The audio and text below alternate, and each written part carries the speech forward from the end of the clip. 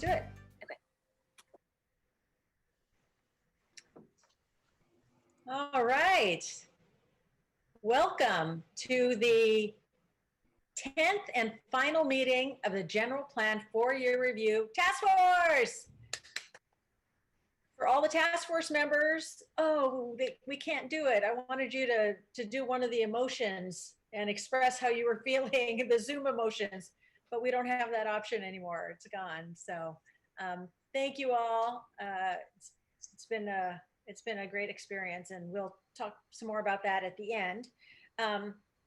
But we wanted to jump right into this and hopefully have a smooth final meeting. So I'm going to, let's see, we have to do the minutes. I'm sorry, the whole sharing screen messed me up.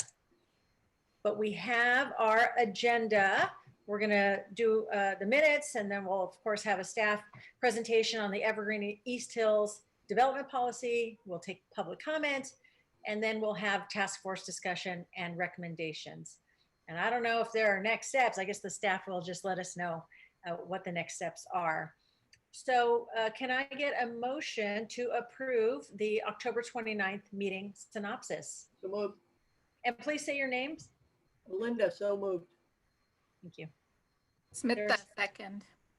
Thank you. All in favor? Shall we use the raise hands feature, staff? Is that preferable, or should I just ask, is there anyone opposed?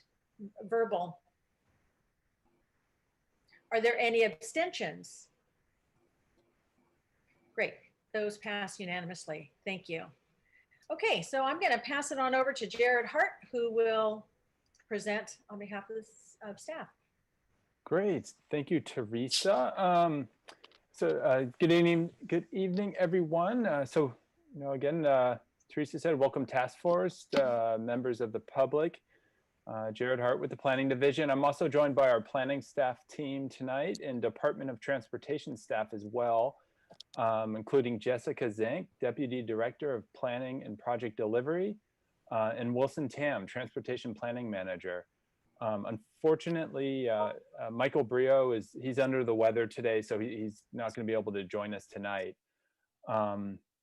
Before we begin, I'm gonna pass the mic over to Kulon, who's gonna kick off the presentation. But I just want to extend a sincere thank you from city staff to our co-chairs, David Pandoria and Teresa Alvarado, and the entire General Plan Task Force for your participation in this process over the last year. It's been a year now since we kicked this off. Lots happened.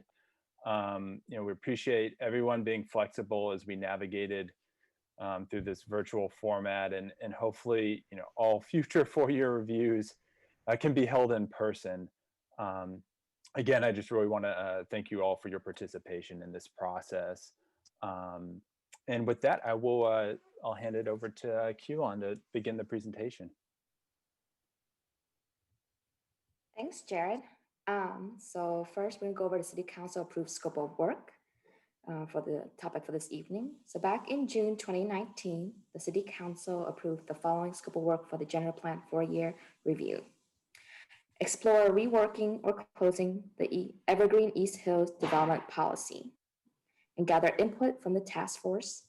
Examine how vehicles miles travel, or VMT metric, may influence the evolution of the Evergreen East Hills development policy, with an emphasis on preventing further residential sprawl in hillside neighborhoods, but allowing mixed-use commercial growth in transit nodes.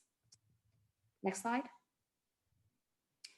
So before we dive into the current Evergreen East Hills development policy, staff will be highlighting some of the major development policies and plans that has shaped the Evergreen area. Evergreen is primarily a residential community adjacent to the eastern foothills of the city, with residents commuting outward to the freeways in the mornings and coming back home in the evenings. In the mid-20th century, when development became robust in San Jose, new development Evergreen was constrained due to congestion on the existing roadways, and it was prone to flooding. To address this problem, the city adopted the Evergreen Development Policy in 1976. The policy limited new residential growth so that the area's traffic circulation remained at an acceptable level of service. The Evergreen development policy also created flood control policies, which included allowing development to occur only if it protected from the 100-year flood and did not divert flood or cause flooding on other properties. Then in 1991, the City Council adopted the Evergreen specific plan that allowed development on 865 acres, consisting of approximately 3,000 residential units, 150,000 square feet of retail and service space, and various community amenities such as schools, parks, a fire station, new infrastructure, trail improvements, and creek preservation. The 1976 Evergreen Development Policy, or EDP, was updated with traffic improvements to reflect the development in the Evergreen specific plan. Then in 1995, the EDP was amended to accommodate approximately 5,000 new residential units. Per the vision in the San Jose 2020 General Plan, new flood protection traffic improvements were identified.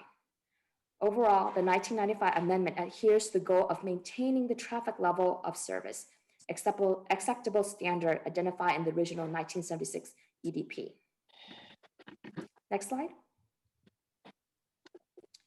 In 2003, the city initiated the Evergreen East Hills Vision Strategy, which was a community-based planning process that sets forth guiding principles for new development and establishes general plan use and architectural design guidelines for the Evergreen area.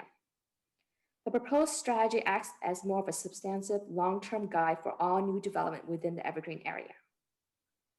The Evergreen East Hills Vision Strategy process was concluded in 2008. When City Council updated the Evergreen Development Policy to include a small increment of new housing and commercial growth, and referred further consideration of land uses within the Evergreen Development Policy area to the Envision San Jose 2040 General Plan that was updated and adopted in 2011. The current version of the policy, go back a bit. The current version of the policy is the Evergreen East Hills Development Policy, adopted by City Council in 2008. Both the 2008 policy and the city's Envision 2040 General Plan govern the future development of the Evergreen area along with other citywide policies. So you can see here on the right is the boundary of the Evergreen Development Policy, and colored inside it is the 2040 General Plan land use designations. So for the Evergreen East Hills Development Policy, I'll then pass it on to the City Department of Transportation to present what it entails and how staff arrive at a recommendation for the future policy of the area. Great, thank you, Kulon. Next slide, Wilson. All right, so the Evergreen East Hills Development Policy, adopted in 2008, as Kulon just mentioned, was picking up on the previous intentions for Evergreen, but with a very significant, as in low, limit on the amount of development that would be allowed moving forward from that point. So it established this development pool capacity of only 500 dwelling units, about 500,000 square feet of retail, and 75,000 square feet of commercial or office space, so within the Evergreen area. Next slide. Part of the reason that this history since 1976 and moving forward exists within the Evergreen area is because it is really one of our unique communities, and there's a lot of need to really think about the physical barriers, the land use patterns, the diversity of the community, socioeconomics as well, and kind of how these all come together and exacerbate kind of the high traffic patterns that allow people very few ways in and out of the Evergreen area. So this is part of what makes Evergreen so special. There's a lot of other things like the parks and the open space, et cetera. And the city's intention is really to preserve those quality things while maintaining a high standard of living for people in the Evergreen area and who visit it. So next slide, Wilson. The objectives throughout this kind of history of the Evergreen development policies, 1970s forward, have really been to protect the community from uncontrolled growth, to deliver needed transportation improvements, and as Kulon said, flood control improvements early on as well, and protect the environment. Since 2008, when this previous policy was adopted, both the general plan and statewide changes to CEQA that produce a new standard based on vehicular travel for CEQA transportation have been adopted, and they really meet those objectives. That's our fundamental kind of basis for the recommendation change, that our objectives stay the same, but since 2008, we can really think about how the general plan and the VMT policy reinforce the previous objectives and make it unnecessary to continue or extend the Evergreen East Hills development policy. So next slide. So I'm going to turn it over to Wilson Tam, who's going to walk you through the first part of our staff recommendation, which is about making sure that we deliver on the promises for needed transportation improvements in the Evergreen policy. Wilson? Thank you, Jessica. Hi, everyone. This is Wilson Tam from DOT.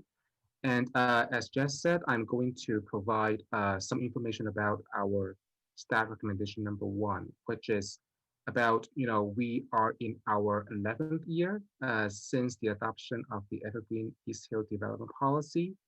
And in this policy, we identified 20 intersections that are considered transportation impacts by these incremental growth that were allowed for per the policy. The 500 row units, the 500,000 square feet of retail, and 75,000 square feet of offices. And we have identified 20 intersections. And so our first recommendation is really that, we have 10 years of entitlement and buildings that have come forth in the Evergreen area, and we would deliver the needed transportation improvements that would support the development outcomes that has happened over the last 10 years. And I'm going to go through the status update about how some of these improvements have been delivered and where are the outstanding improvements that are yet developed or constructed. So out of the 20 intersections that I mentioned that were identified in the Evergreen East Hill Development Policy and the associated EIR, 5 of which have been completed over the last 11 years. And I'm going to show you some pictures about a subset of those 5 that have been completed. So first of which is Capitol Quimby, which was identified per the policy to provide exclusive right turn lanes in the northbound direction and the eastbound direction. And again, like when the policy was adopted about 11 years ago, level of service was the CEQA metric for transportation. So really the improvements are really about trying to improve the vehicular operations at the intersection level. So that's why back in the day, the policy identified some exclusive right turn pockets at some intersections, including this one. And this intersection has been completed. But over the years, DOT also have upgraded other other improvements at this intersection beyond just the pockets, which include the bike lanes. Class 2 bike lanes have been installed over the years along this corridor. The other improvements is at Ocala and Adrian, and this is a full signal, a new signal installed at this location. And the policy called for a new signal, and then when DOT is ready to construct it roughly 2 or 3 years ago, we also included bike lanes to support that with the median in the middle and also buffered bike lanes on the side. And other pretty significant improvements per the policy, and fortunately we were able to deliver this without using significant portion of our TIF money collected, is the interchange project. The interchange improvements at Tolly, Capitol, and Urban Brenner have been constructed by Caltrans process over the last 10 years or so. And also there was a exclusive auxiliary southbound lane between Capitol interchange and the Urban Brenner interchange. And so this is the current status of our TIF collection. We expected that per the policy, the 20 intersection improvements would cost roughly $13 million, which was based on the Nexus study that was done in 2008. And we have completed 5 so far, as I mentioned. And to date, we have roughly $6.6 million in our transportation impact fee program. And we expect that there are roughly $3.7 million that have yet been paid towards the TIF program. And that amount is associated with the existing entitlements that have not been built. And the reason why they have not paid is because per the policy, the entitled development would not be subject to the TIF until they are ready to pull their building permits. So when these existing entitlements were ready to pull their building permits and ready to construct, then they will be subject to this policy by having to pay the required TIF funds, which we expect that would yield another $3.7 million. So when we evaluated, per the task force scope of work for this 4-year review of the general plan, one of the things we have considered is we do not have all the money in the world to fund the remaining 15 intersections per the policy, because we know that there are still outstanding funds that have yet been collected. And so using the $6.6 million, where should we invest? And so we have gone through an exercise early this year by evaluating the outstanding 15 intersections per the policy to figure out 2 things. Whether the collective funds can fund all 15 outstanding improvements. And if the answer is no, which of the 15 intersections should be categorized as what we call the high priority project, so that we are able to invest the collective fund in the projects that meet the immediate needs of the community. So we have gone through an exercise with a consultant that we have selected. And under the spirit of the environmental impact report, we evaluated these 15 intersections using level of service and identified the priority of these operations of these intersections. And the analysis findings are that among the 15 intersections that are outstanding, 11 of which would be considered as high priority based on the operational effects of these intersections. And we have also done some rough cost estimates of these 11 improvements and identified that the collective funds of $6.6 million can fund these 11 improvements. There are also another 4 intersections that will not be fully funded by the collective funds. And these improvements, what we call the relatively lower priority, would be constructed when additional TIF would be available. And those funds will be paid by any existing entitlements who are ready to pull their permit in the future. And the maps on the right kind of show the locations of the not only the 5 completed intersections that we just discussed, but also the rest of the 11 higher priority projects and the remaining 4 relatively lower priority improvements. And this kind of summarizes what I just discussed in terms of the way or the methodology we have adopted to select the high priority improvements is an evaluation of, first, where are the locations of the developments that have happened over the last 10 years, and the scale and complexity of the improvements, whether these improvements have the community support, and also going through a series of engineering judgment in our DOT. And so with that, that completes the first recommendation And I will pass it back to Jared Hart to talk about our staff recommendation number 2.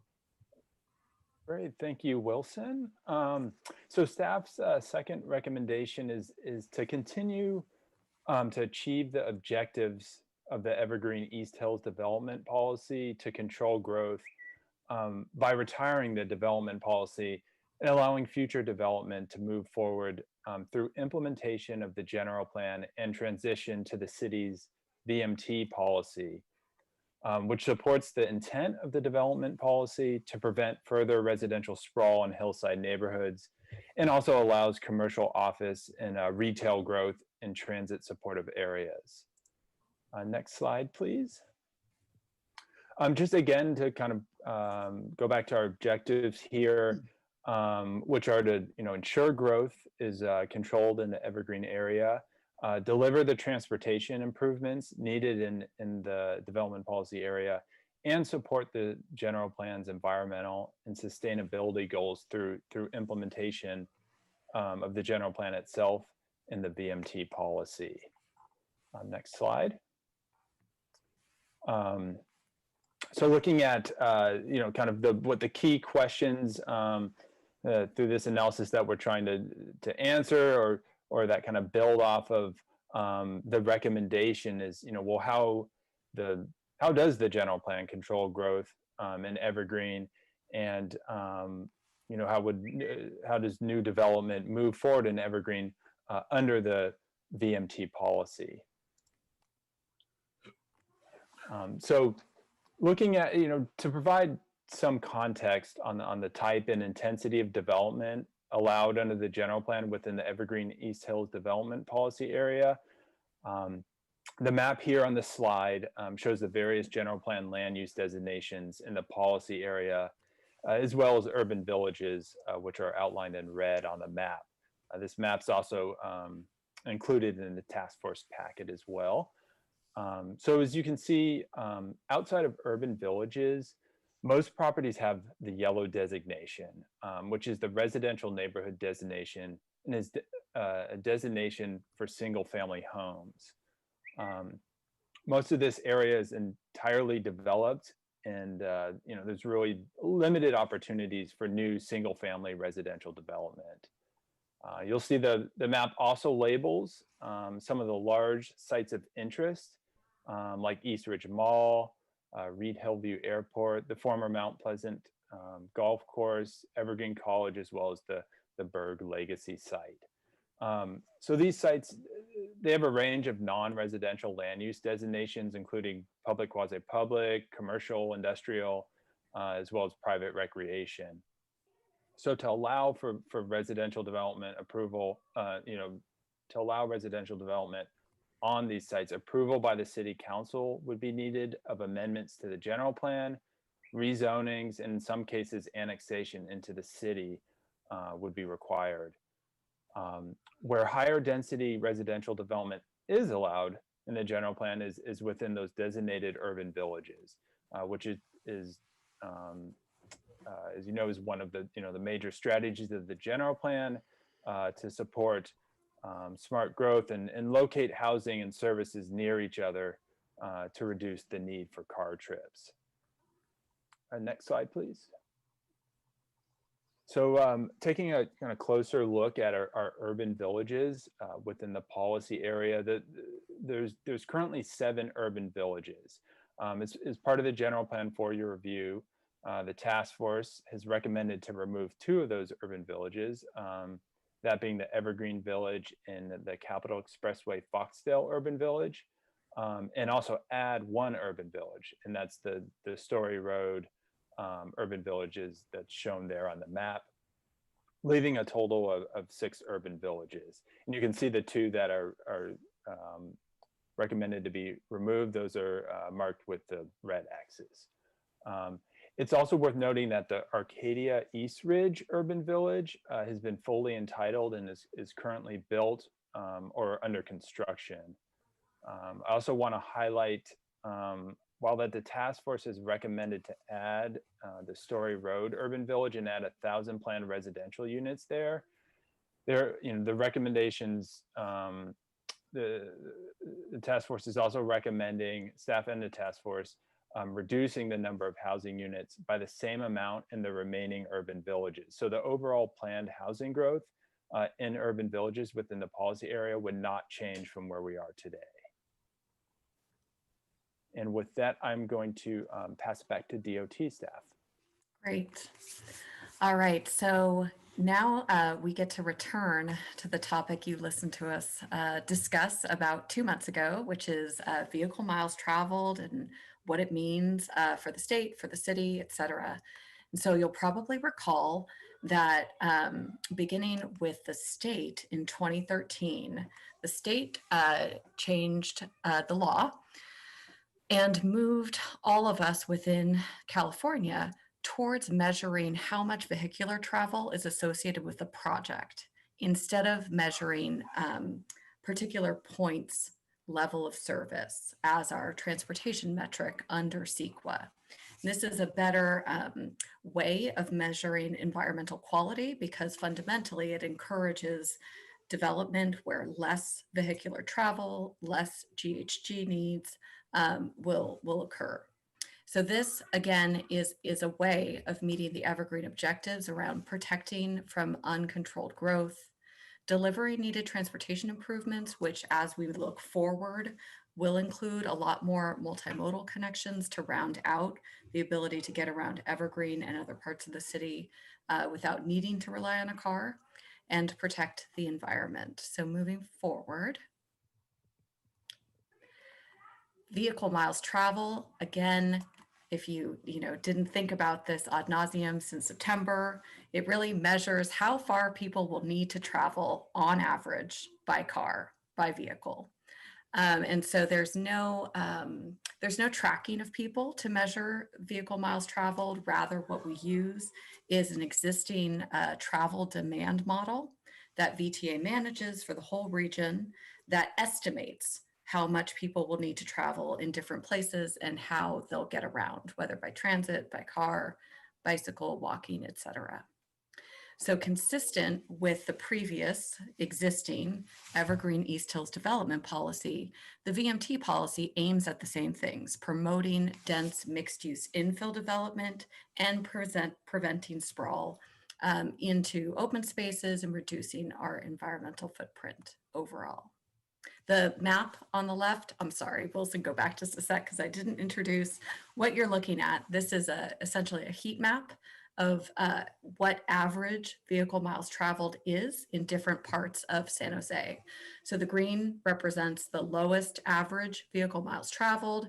People may choose to get around by car, but they travel less on average in those cars, and they have more options for non-auto travel. And then you kind of get up to citywide average within the yellow. The orange is just above average. And then the red is the places within the city where average vehicle miles traveled is quite high relative to the rest of the city and region. And it is unlikely that any individual development could really do much other than a kind of absolute trip cap to get below citywide average. All right, next slide now. So now we're zooming in on Evergreen. In particular, this map is looking at average home-based vehicle miles traveled within the Evergreen area. So you can see that this is kind of a different view than the one that Jared showed of the land use map, but there are important overlaps here, which is that just like the previous and existing Evergreen policies have been about making it pretty hard, very difficult in fact, to develop in significant ways in most of Evergreen. Similarly, a VMT-based lens limiting vehicular travel also said, you know what, in most of Evergreen, we shouldn't develop much more, right? So that's the gist of this map. And you'll also see that it's important because market rate residential outside of urban villages doesn't have a real path forward in the red parts of this map. So I'll say that again, and then Wilson will say it in a different way so that we can help everybody understand. But unless you're in an urban village you can't do large market rate developments. You can only do very small, 15 units or fewer, single family developments in those red areas from a residential perspective. All right, next slide. Great. So Wilson is going to take you through kind of a flow chart of this view on residential, and then we'll turn to office. Go ahead, Wilson. Thank you, Jess. Jared just presented the general plan land use destination information, and Jess just showed how the VMT policy would come into play to control growth in the Evergreen area. And so this is all complicated, right? And so we are going to we developed this decision tree to help us go through the step-by-step process of how these various citywide policies would come into play together as part of the development review process. And we will explain why, as Jess said, like these market rate large residential development would basically not have a pathway forward in the red area in the Evergreen. So first, the first step when a new development application comes in, the first question we would ask is, whether the existing general plan land use destination and the zoning allowed for this type of development to happen in Evergreen. So the two things that we will check is whether the development is the planned growth areas, or if there is an existing residential zoning that allows for this type of development to happen. And if you are, and then next, if the existing land use destination and the zoning allows for this type of residential development to happen, then the next question we ask is, we would apply the VMT policy. We would check whether this development is big or small. And by small, we mean it will be up to 15 units of single family housing or 25 units of multifamily housing. Again, like the first step is really about checking the general plan destination and the zoning. If the general plan and the zoning does not allow for single family housing to happen, then the VMT policy basically would not apply at all, because we would be kind of restricting that development at the first step level. So the second step I was just talking about is really under the assumption that when the general plan and the zoning allow for this type of residential development to happen, then what can the VMT policy come as the next step to further restrict development in the review process? So as I said, the next step is to check whether this development is small. And if it's small, then you would have a green light. The policy, the VMT policy allows for small development to happen in the Evergreen area, up to 15 units of single family housing. And comparatively, the current the current Evergreen East Hill development policy allows for a residential development of up to 35 units. So you can do a comparison here. The VMT allows for up to 15 units of small single family housing or 25 units of multifamily housing versus 35 under the existing Evergreen policy. So if the residential development is not small, then what happens? So there are two paths forwards, and it's showed by the two arrows here. And I'm going to show you the first path, which is we will evaluate whether the proposed development is located in the lower VMT areas. And by lower VMT areas, we mean per the map that just showed, the green areas, the yellow area, and the orange area, those are the areas that are relatively, they are below or slightly above the CEQA threshold for transportation VMT. And if they're located in the lower VMT areas, then under CEQA, they would be able to mitigate their VMT impact. And the policy calls for a series or provides them a menu of VMT reducing strategies that would be conditioned to those types of development as a consideration of approval. However, if you are in the high VMT area, which is in the red area, the large red area that just showed in the last screen, then you will have a much more difficult pathway forward. Basically, as Jessica just said, unless you are providing 100% affordable housing in the red area, and by 100 affordable housing, we mean, you know, below 80% average median income. So if you're providing 100% affordable housing at an income level that is below 80% average median income, then you would have a pathway forward. Obviously, you have to go through the EIR process and get a council approval, providing the overriding consideration, but this is possible. However, if you're not 100% affordable housing, which has never happened in the city thus far, basically you don't have a pathway forward unless you are located in the urban village. And as Jared just said, there are roughly 6 or 7 urban villages in the Evergreen area today. And so that means if you're located, if you're market rate housing, and then you're proposing somewhere outside of the 6 or 7 urban villages, the VMT policy actually does not provide any pathway for you, period. Again, like this is all assuming that you're able to pass the general plan land use designation, and you're able to pass the residential zoning, which is the first step of the process. So under those scenarios, you still have to be located in the urban villages in order for you to proceed. And as part of the council overriding consideration, you have to do a bunch of criteria in order for the council to consider to override your VMT impact within the urban villages. And one of the criteria would be paying the VMT-based fee.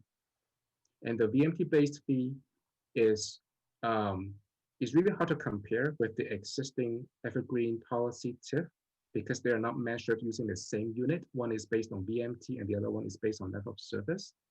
But based on some high-level staff calculations, the VMT fee is roughly 3 to 4 times higher than the existing Evergreen fee that is based on level of service. So you can see that,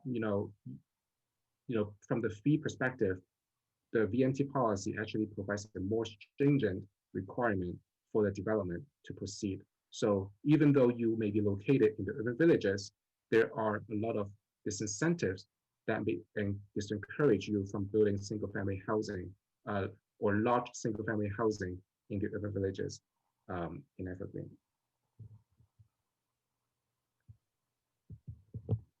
So we just talked about the residential development. So now let's move on to the office development. The office development has a different VMT map because the VMT is not based on residents' behavior, but based on how workers come to the Evergreen to work. So, but the general trend is relatively similar. We have a large red zone on the substantial portion of the Evergreen area. These are the workers who come from afar and driving in and work in that area. And because of the lack of transit options provided to them, they have to drive very far distances to get to their workplace in Evergreen. Similarly, those who work in the kind of like a northwest quadrant of the Evergreen area do not need to drive as far because there are a more robust transit system in that area, and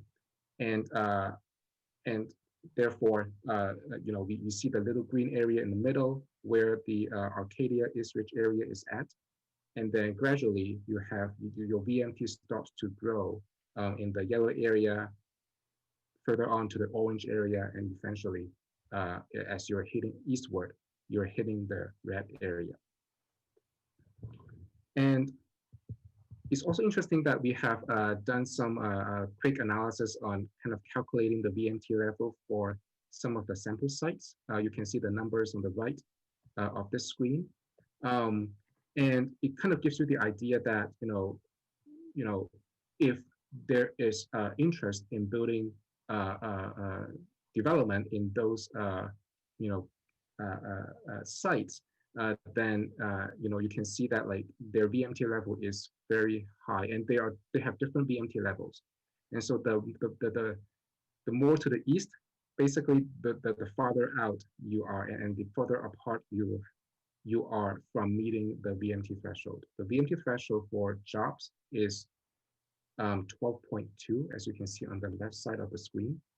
And so if you compare that with a VMT level for a site such as Evergreen Valley College, you're looking at 19.10. So there's quite of a delta there.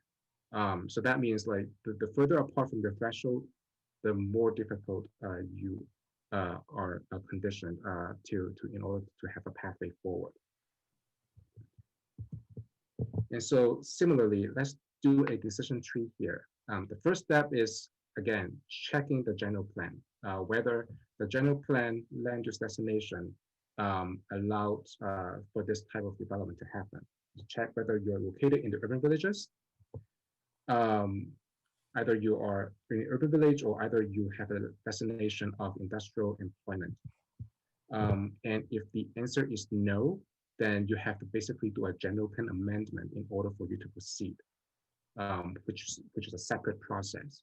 But if the general plan land use destination allows for office to happen in your proposed site, then the VMT policy kicks in. The next step is to check whether your office development is big or small. And by small, there is a threshold, which is up to 10,000 square feet of office or up to 30,000 square feet of industrial.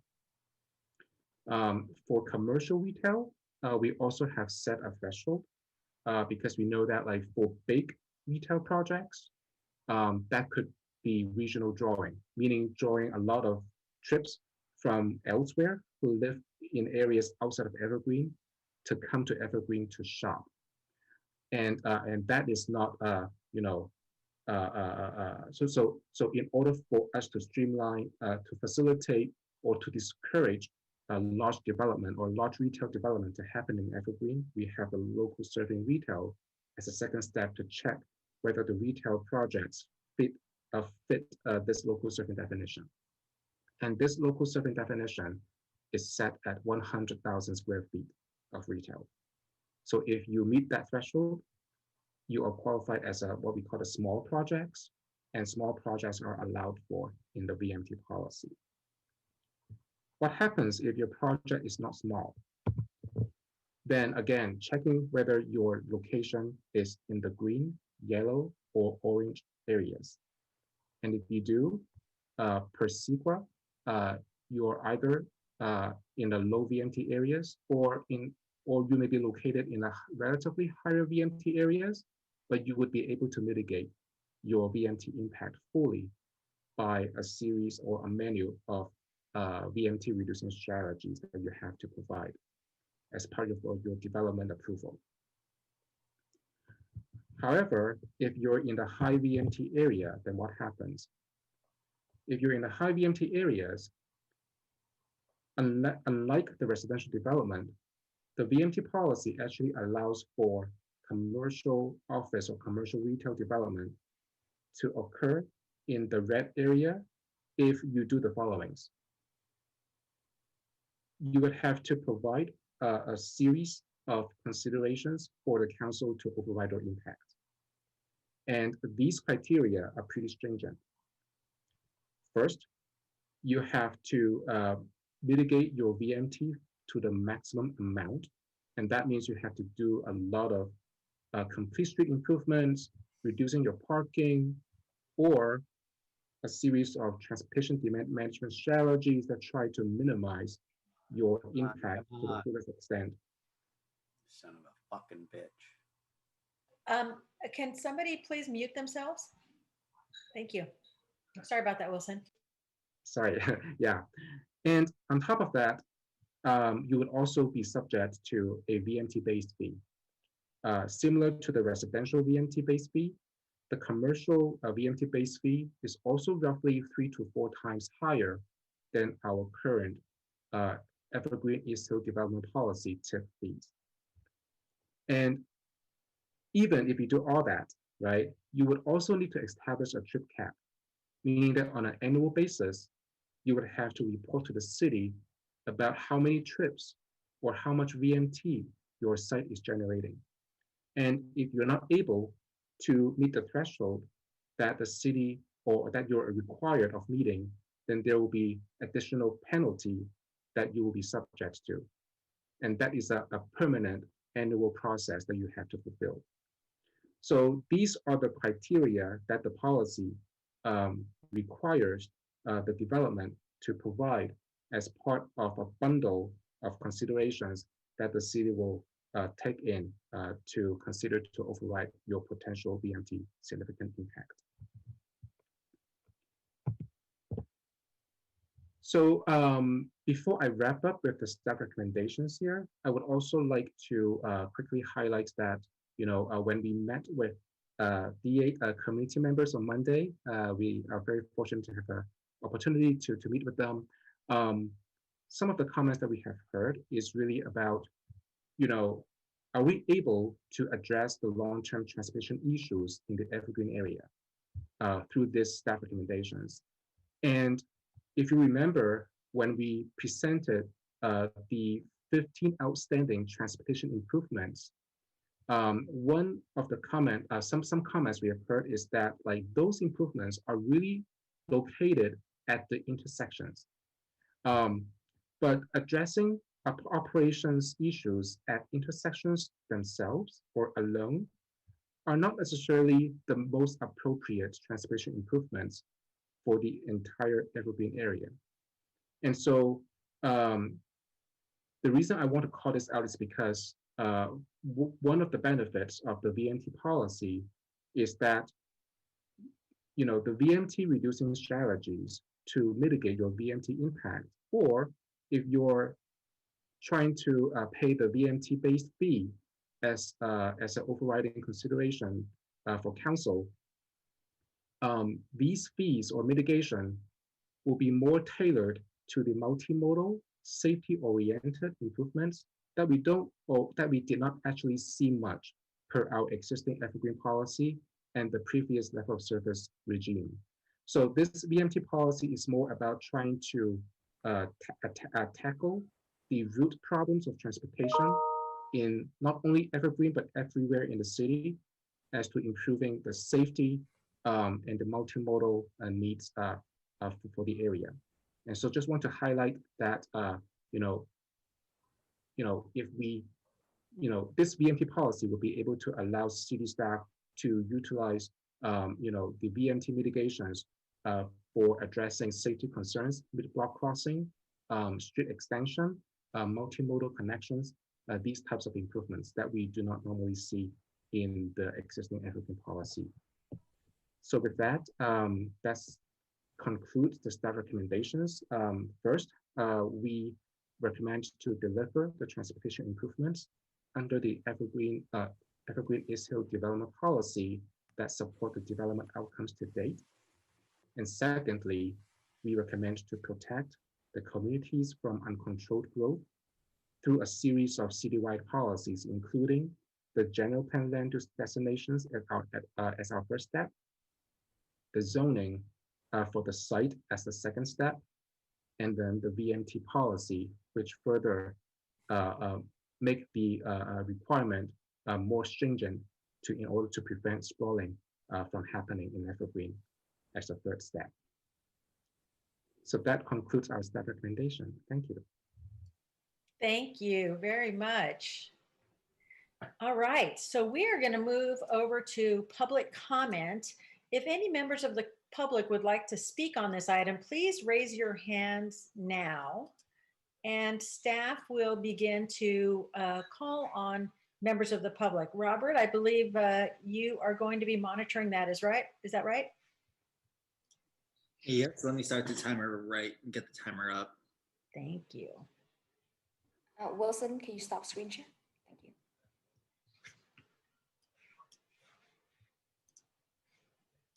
So I see, for now, 8 members of the public who'd like to speak on this item.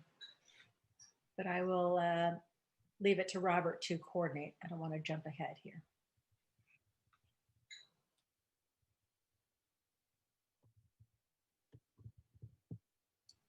And here is the contact info and the instructions for those of you who'd like to weigh in on this item. Great. We have 10 attendees with their hands up that'd like to speak on the item. I'll go in order. The first speaker is Alex Shore. Please unmute yourself.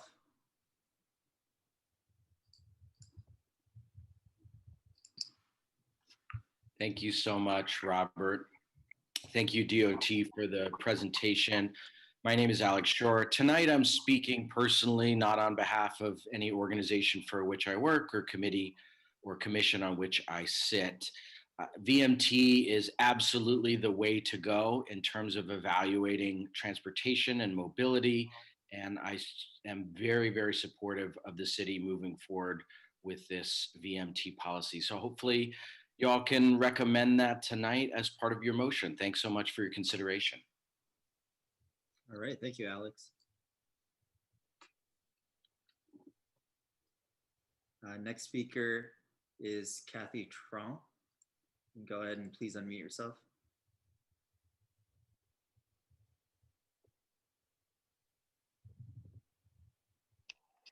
Hi, thank you so much for the presentation. This is Kathy Strong from Supervisor Cindy Chavez's office. She sent in a letter of support supporting staff recommendation earlier today to transition the Evergreen development policy area to the city's new vehicle mile travel protections, but I just do want to read a few of her comments into the record further. So as you all may know, the county in cooperation with the city recently completed a Reed Hillview vision plan which engaged the community in exploring the repurposing of the 180 acres of Reed Hillview Airport. When the plan was presented to the Board of Supervisors this Tuesday, we received over 100 letters in support of master planning a post-aviation future. The community has spoken in favor of needed jobs, housing, and recreation. Transitioning the Evergreen development policy area to VMT protections will allow the community's aspiration for the area to be realized. Within the next decade, the area of Reed Hillview, Eastridge Mall, and the former Pleasant Hills Golf Course are 3 large properties that present major placemaking opportunities within the Evergreen development policy area. This area will be linked to the rest of the county and the Greater Bay Area by mass transit with the completion of the Eastridge Transit Station connection to BART. That is why Supervisor Chavez advocates for the staff recommendation on the Evergreen development policy area. Thank you so much. Thank you, Kathy. And just so the speakers know what the queue is, we have Priscilla, Sherry, and Allison coming up. All right. Next speaker is Priscilla. Please unmute yourself. Hi, my name is Priscilla Acuña Mena, and I'm a program manager with Working Partnerships USA. I'm here to speak in support of the staff recommendation, specifically on transitioning the Evergreen East Hills development policy towards a VMT metric. We think it's a common sense policy change that aligns with best practices statewide, and it'll help to grow this area into a thriving, family-friendly, and transit-friendly place. We're really excited about how this change can potentially help to facilitate more affordable housing, will help link together housing with public transportation in this district, particularly in light of the Board of Supes meeting on Tuesday night. We heard the community loud and clear that redeveloping the Reed Hillview and Eastridge area into a site for truly community serving purposes is a big priority. So thank you so much to staff for all your work on this, and I hope that you act tonight to accept staff's recommendations. Thank you. Thank you. Thank you very much, Priscilla. Next speaker is Sherry. Please unmute yourself. Hi, so I'd like to start with Cindy Chavez and the people who had just spoken in favor of developing Reed Hillview. I don't know what community they've been speaking with, but every community member I speak with is not in favor of developing that property. They're in favor of keeping it as an airport. So I don't know where that's coming from. As far as the VMT goes, I don't think that that is in our community's best interest, honestly. Most of our community is in that red tier, and our people, when commuting is happening, are spending a third or a half of their commute just trying to get to their freeway. And if you build these urban villages, even if they're at a place that isn't too far from the freeway, like I think one was mentioned at Silver Creek and Capitol Expressway, and then there's one mentioned at Aborn and White, that still is going to gum it up for everyone else. So I have been, paying attention for the last couple decades, and I actually am in favor of urban villages. But when I think of an urban village coming here, we might be able to take, some retail on the lower floor and 25 units on the next floor, but not 250 units. And the amount of additional units you're looking at adding to the congestion in this community is overwhelming. It's just not a good idea. I think we're going to just make it much worse than it already is.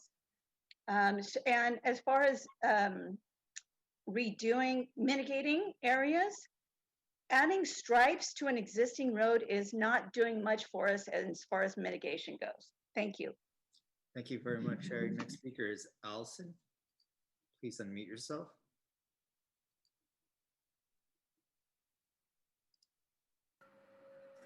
Hi, and thank you, staff, for the thorough presentation. This is Allison Singolani, Policy and Research Associate with Silicon Valley at Home. And for the last 12 years, my family and I have also been proud residents of East San Jose. I'm urging the task force to approve staff's recommendation to move from the Evergreen East Hills development policy to the vehicle miles traveled policy, because our families and children in East San Jose need and deserve more opportunities for affordable homes near safe and effective public transportation and clean, healthy air quality. The VMT policy will allow more homes where East San Jose residents can leverage robust transit services, giving residents more equitable access to high-quality jobs and mobility, and building more complete communities. Linking affordable housing and public transportation in District 8 not only expands equitable transit access to those who need it most, it also complies with state mandates to place housing in ways that reduce greenhouse gas emissions, protecting East San Jose residents who have suffered from air pollution at disproportionate rates. Most importantly, the VMT policy increases the city's ability to rise to its critical affordable housing allocation target, which will be a challenge in the coming years that will require every policy tool in our collective toolbox to meet the needs of our community. Leaving behind the outdated Evergreen East Hills development policy in favor of the VMT policy strengthens the future of our families in East San Jose by allowing more opportunities for affordable housing, promoting the vitality of East San Jose, and prioritizing people of color and communities of concern. We urge the task force to accept staff's recommendations to move to the vehicle miles traveled policy. Thank you. Thank you, Allison. Thank you, Allison. The upcoming speakers are Sandy, Andre, David, Emily, and Victor. Sandy, please unmute yourself.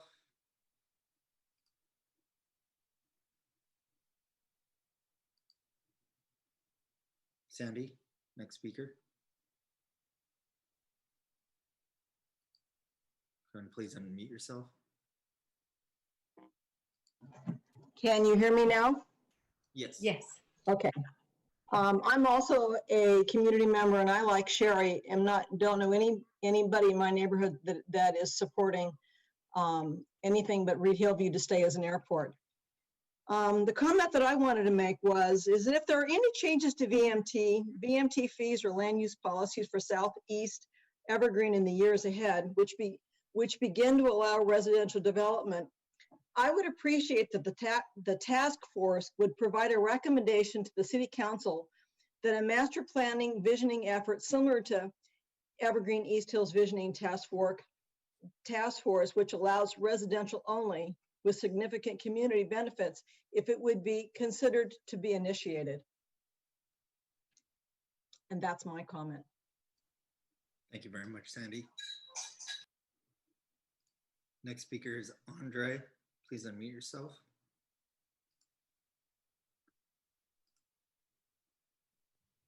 Hi, my name is Andre Hunt. I've been calling in. I actually would like to um, jump on what Sandy's statement that she just made in terms of the Evergreen visioning strategy and looking at sites in Evergreen and looking at how we might create some opportunities, some development opportunities based on how those sites deliver services that are important to the community and will help increase the ability to do affordable housing in Evergreen. Thank you. Thank you very much, Andre. Next speaker is David Lowe. Please unmute yourself.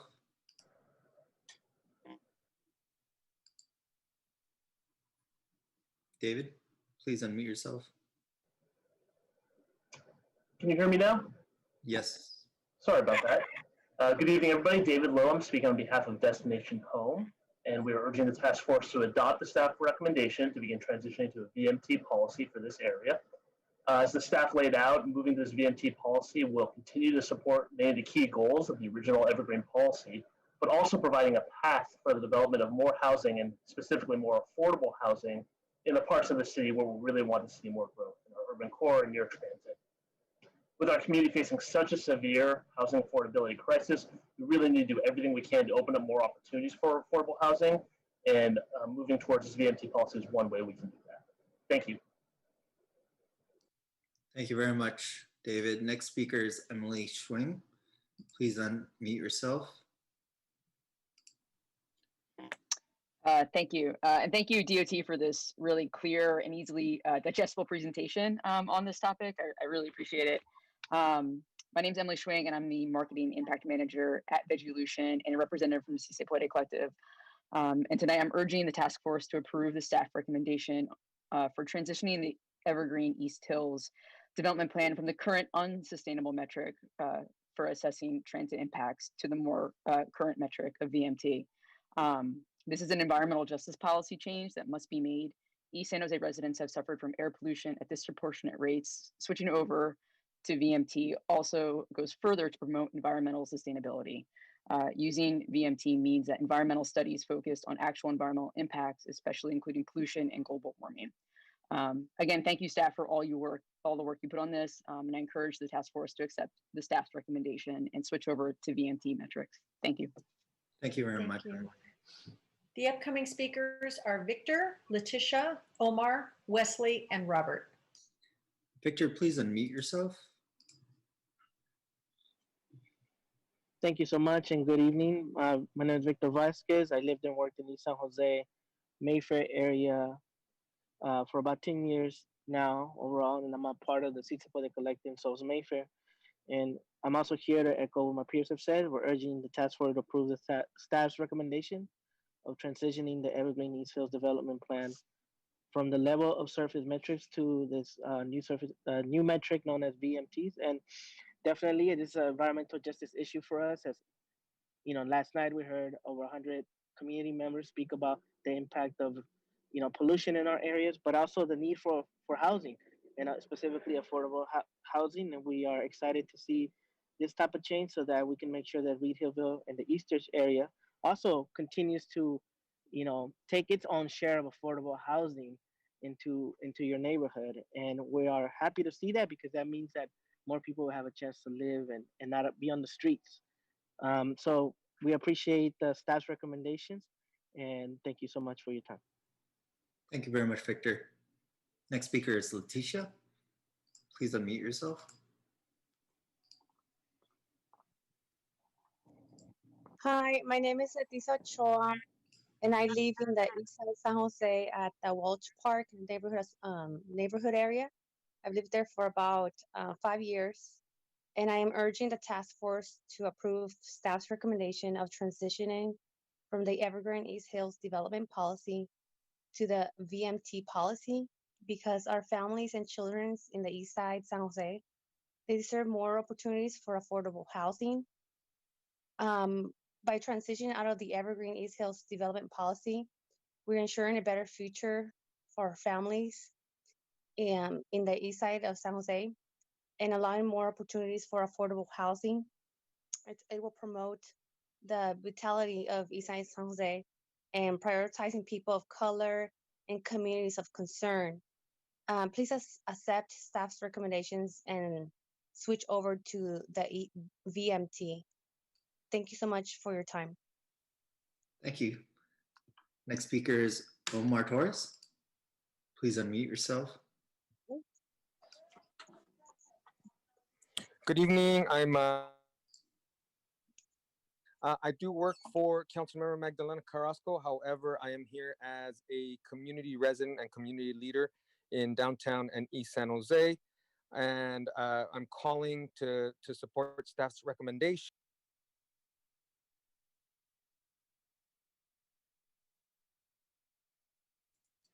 I'm sorry, Mr. Torres, you are cutting out. In fact, we can't hear you anymore.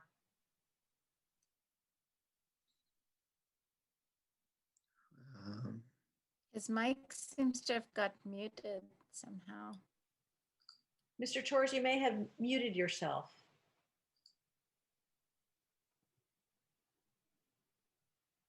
Mr. Torres? Maybe we can move on to the next speaker and we can return to. Hello? There you are. I'm sorry. I guess I still don't know how to use Zoom after all these Zooms that we've. Full disclosure, my name is Omar Torres. I work for Councilmember Magdalena Carrasco, but I'm speaking on behalf of many residents in the East in East San Jose and Evergreen, and supporting staff recommendation to transition out of the Evergreen East Hills development policy. We are ensuring a better future for our East San Jose families by allowing more opportunities for affordable housing, promoting the vitality of our beautiful East San Jose, and prioritizing our beautiful people of color and our community. So it would also support investment on Tully Road and the East Ridge area to make wonderful services to our community. Thank you. Thank you. Our remaining speakers are Wesley, Robert, Janet, and Du. Thank you.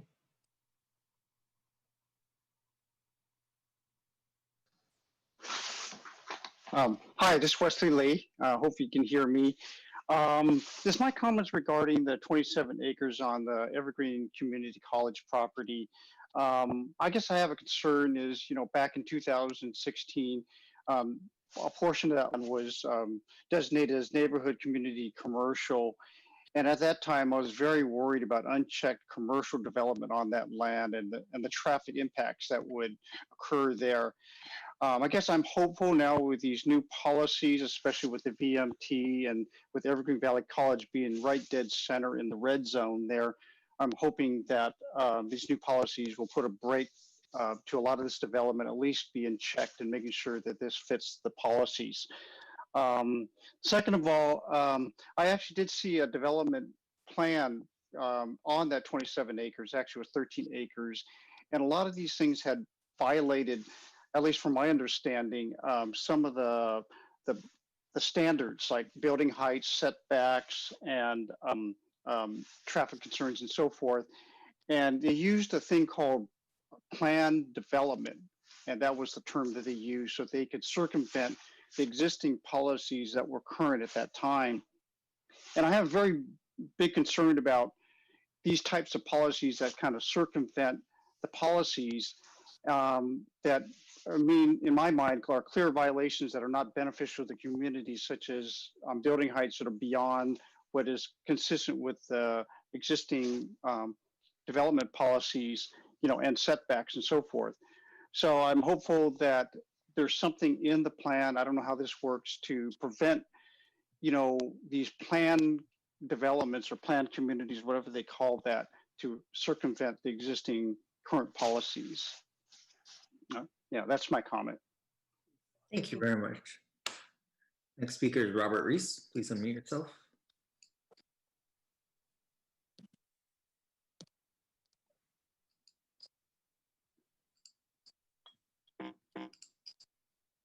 Mr. Reese, you are still muted.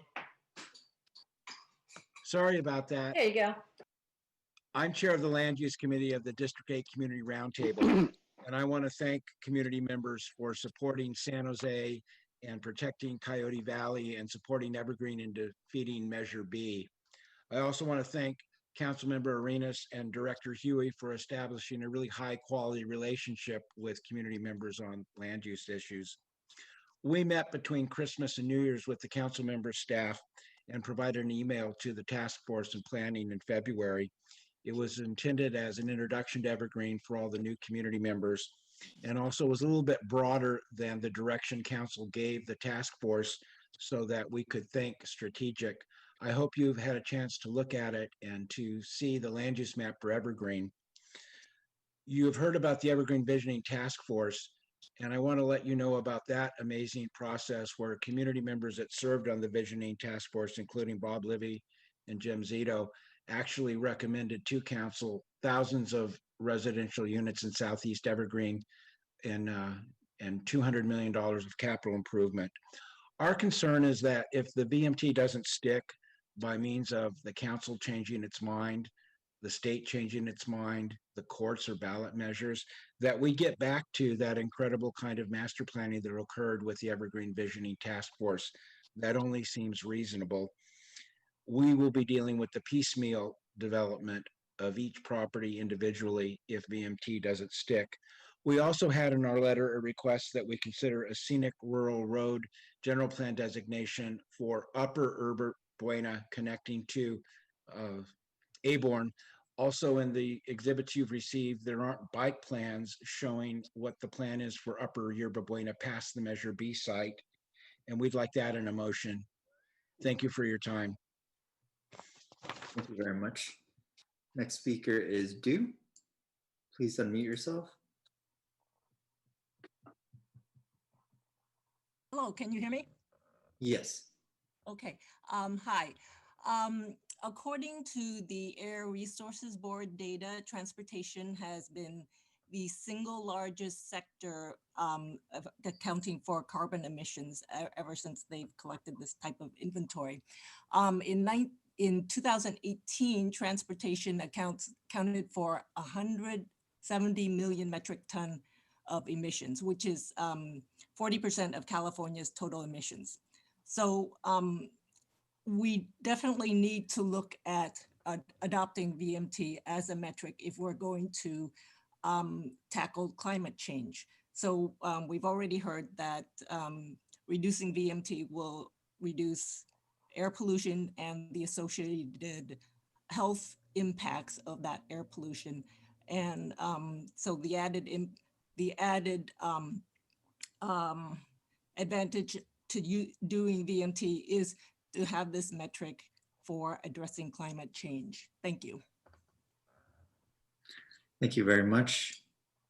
Next speaker is Magdalena Carrasco.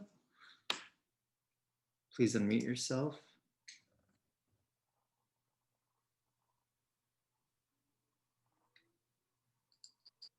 Councilmember, you are still muted. Perfect. Thank you so much.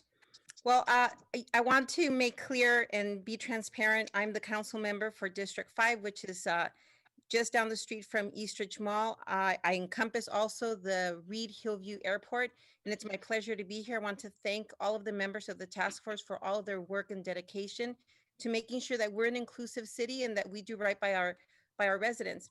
I also urge the task force to adopt the staff recommendation. Moving to the VMT policy allows our residents in East San Jose to continue to grow sustainably and to continue to call San Jose their home by providing housing and jobs within an urban core through infill development without being hampered by the outdated Evergreen development policy.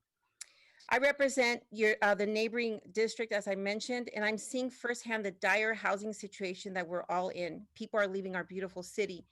Displacement is causing a lack of labor force, forcing schools to close and forcing employees to travel much farther lengths than they usually would be. We expect to welcome over 300,000 residents in the next 40 years, and San Jose is going to continue to thrive, but we can't do so without providing good quality jobs and great housing opportunities. If we don't do this, I fear that the disparities that we're currently witnessing will only continue to get worse. Thank you so much. Thank you, council member. Thank you to all of our public commenters. I believe we don't have anyone else in the queue. So we are going to move to task force discussion and questions. And I will go first to council member Sylvia Arenas.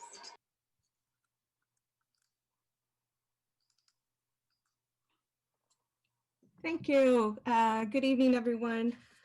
First of all, I just want to thank all the callers, all the folks who called in, took time out of their day to give us their input about the East Hills Evergreen development policy, as I know that this is something really important to many.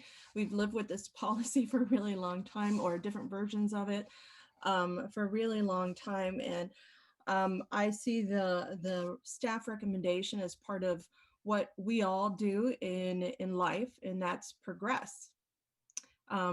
Because if we stand still, we may not be able to benefit from the changes that are coming to us, and really not live with the level of quality of life that we want. And so I appreciate the thoughtfulness that you've given to our district in listening to all of the voices of my community members, and special thanks to our District 8 Roundtable Land Use Committee, because I know that they spend, I think you heard it from Mr. Robert Reeves, Mr. Reeves, that we've been talking about this since last year at the beginning. It's an anniversary really in terms of a discussion, but we've been talking about development policy way before that I came into office, certainly for many years before that. And so I just want to express my gratitude to all the staff who was part of this effort to bring this recommendation forward. And I think I have Jared to thank. Michael Brio isn't here today, so we'll give him a lot extra work just between all of us. Wilson, Tam, of course, our fearless leader in Rosalind, Huey, who is our director in planning. And so I just want to thank you for all the work that you've done behind closed doors to get us to this point, but always with a level of transparency that I think my community, you've heard today, clearly appreciates on your part. And so some of the questions that I just wanted to, and I'm sorry, you're going to feel like I'm going to beat a dead horse today, but I wanted to make sure, and by the time that we have a vote today, that we're very clear on what we're voting on in this transition out of this development policy. And so I have a couple of questions that I wanted to ask you, and this will go. I'm sorry, Jessica. I don't know why I missed you. I'm looking straight at you. Well, Wilson does all the work, so don't worry about that. That's just fine. You're very generous, but I know the level of work that you've done. So thank you so much. So I'm gonna ask away, and you tell me who to look at in the Zoom world. So in a site that is red VMT area, and it's not an urban village, how difficult would it be to build a large project? Now, I know, Wilson, you went over this really clearly, and I love the decision-making format that you unfolded for us in your presentation. But if you could just go, just please tell us once again, I want to know, with that process, like, for example, the Berg Legacy site, or the Evergreen Valley College site, or the Pleasant Hills Golf Course, what's the process that they would have to go through? Yeah, so great question. And Jared, Rosalind, Wilson, feel free to jump in. But I think the major sites that you listed, the Evergreen Valley College site, the Berg site, the Mount Pleasant Golf Course site, all of those are in the red, and they're large sites, and they are not zoned for residential, and their land use designation also is not residential. So that's the first hurdle. In the case of the Mount Pleasant Golf Course, it's also not part of the city, so it would need to be annexed. But then beyond that, the city council would need to change the land use categorization and the zoning as a first preliminary step to make that. And then the more general question, good question that you asked, if you're not in an urban village, but you're in a red area, can you do large residential? And the answer is only if it is 100% affordable. That is the only way. The And I only think- way to do more than 15 to 25, depending on single versus multifamily, correct? And in other urban villages, could you give us an example? Are any developers right now doing 100% affordable housing in any of the urban villages that have been in process over the years? So just to clarify, the question I was answering was outside of the urban villages, just to be super clear. Oh, I'm so sorry, You could yes. only do the 100% affordable. 100%. Jared, But within an urban village, Yeah. just to kind of get an idea of how plausible affordable housing is. Jared, Right. do you have that? Sure, yeah, I can answer that. Yeah, so it is possible that, the general plan allows affordable housing projects to move forward in urban villages, regardless of whether a plan has been approved or the growth horizon. And so we've seen a number of affordable housing projects entitled within our urban villages over the last handful of years. A handful of years, so like in the 5-6 years, how many have you seen go through? That is good. In terms of the number, if probably within our urban villages, maybe 10 or so projects. We'd have to look at the exact number, but we have had a handful of projects approved in those urban villages. Jared, I was going to say about a dozen, I would say. So we're in sync. Council member, I think over the last 4 or 5 years, I would say about a dozen 100% affordable housing projects in urban villages. In urban villages, and these are, well, I guess I would say there's a process already scoped out for urban villages. And so the point I was just trying to make is how it's that it's not that easy to do a 100% affordable housing project anywhere, whether it's urban village or not. It's just not something that there's a lot of developers in the business for. And if there's a lot of mixing of funding streams to make it happen. A lot of the times what we do is we also contribute to affordable housing projects so that they can be actually done. And so it is really, really difficult. And so, and they're in urban villages. So if they were red VMT and not an urban village, 100% would be the only way to go.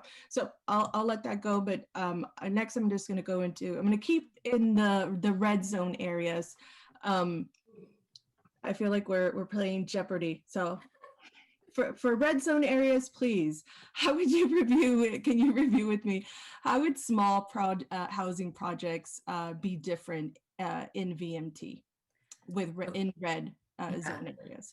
As compared to the existing Evergreen East Hills development policy, both policies allow small projects to go forward, but under VMT, those projects have to be smaller. So the existing policy allows up to 35 homes, right, and VMT for single family homes allows up to 15, up to 25 if they're multifamily.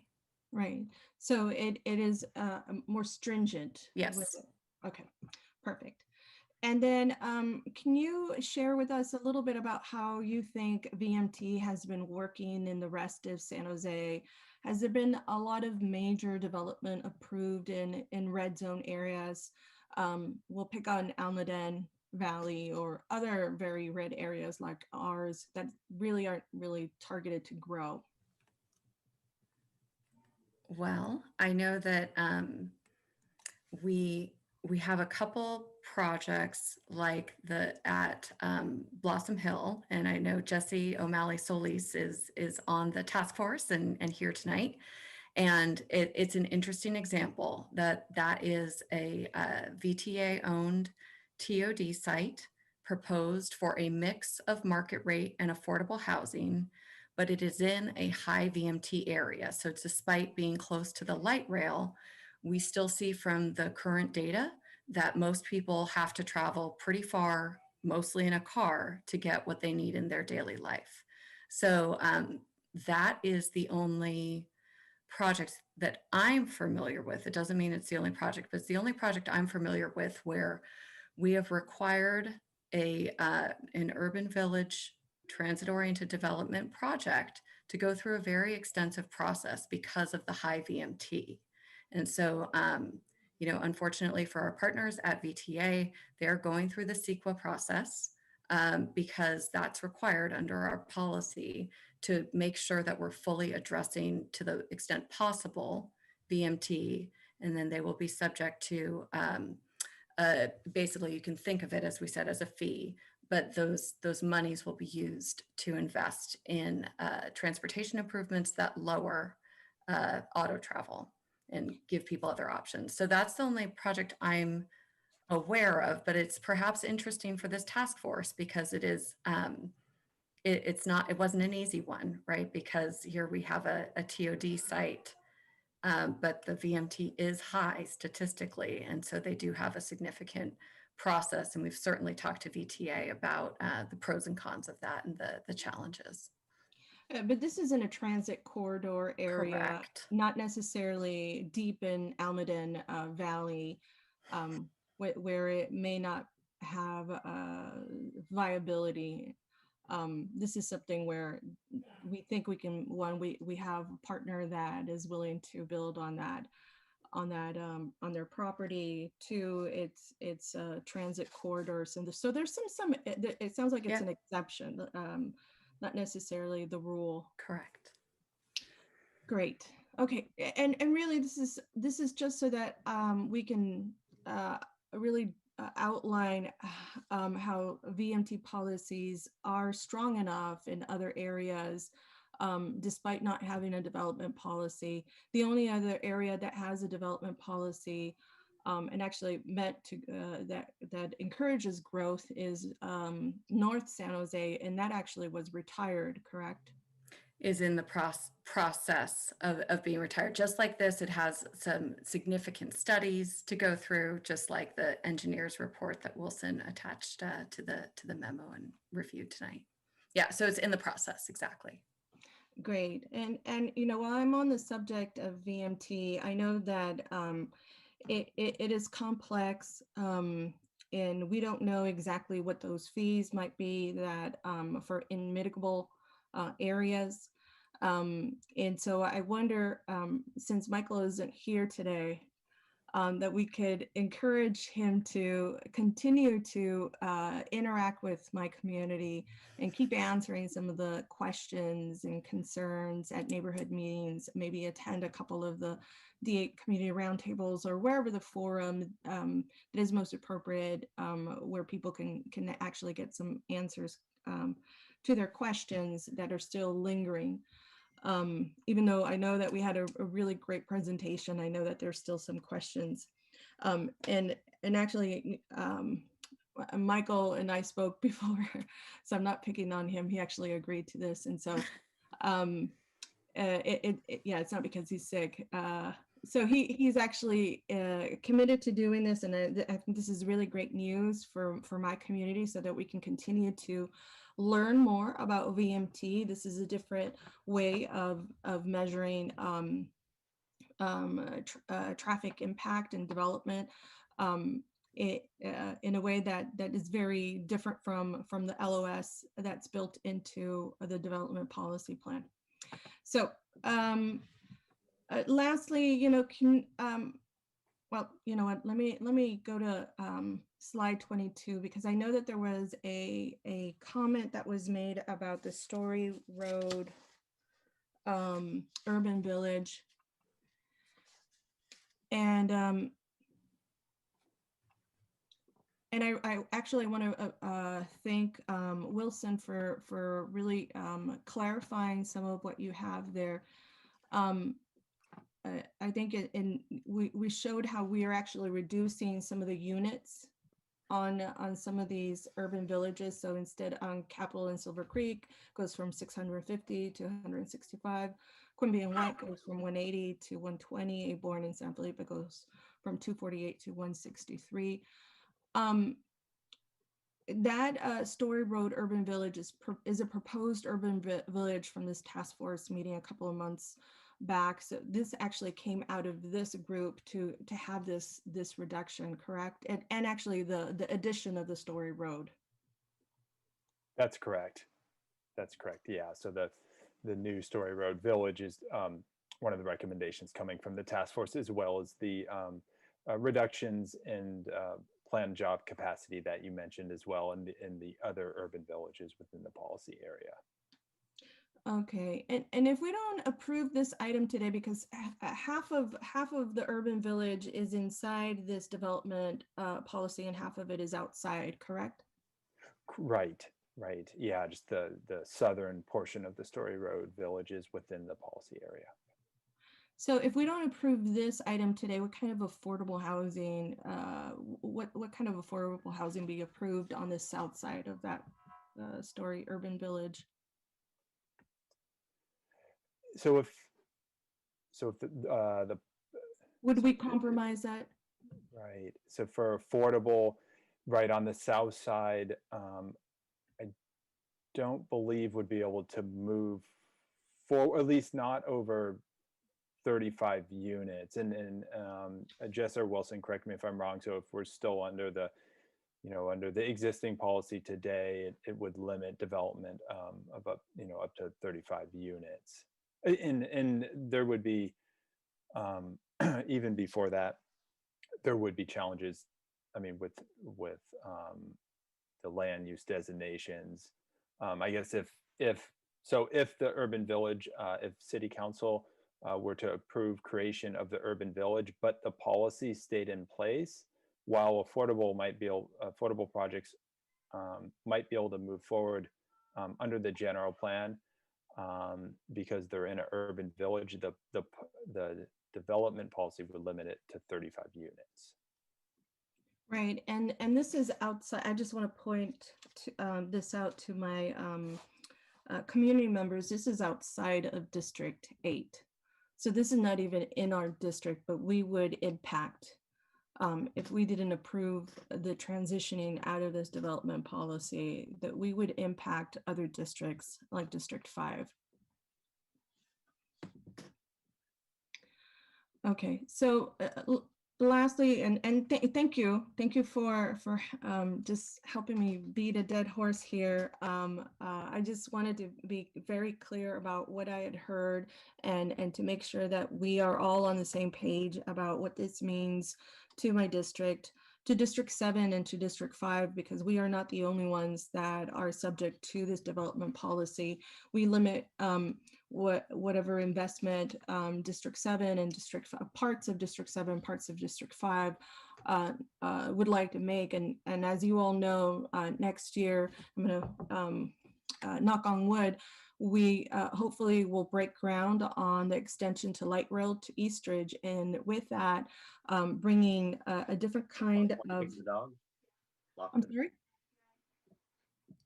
Who's speaking? Okay, continue, council member, sorry. Oh, okay. Well, I'd love to walk the dog. I think that's what they were asking. But I'm going to stick to this meeting, which is a lot more interesting and more important.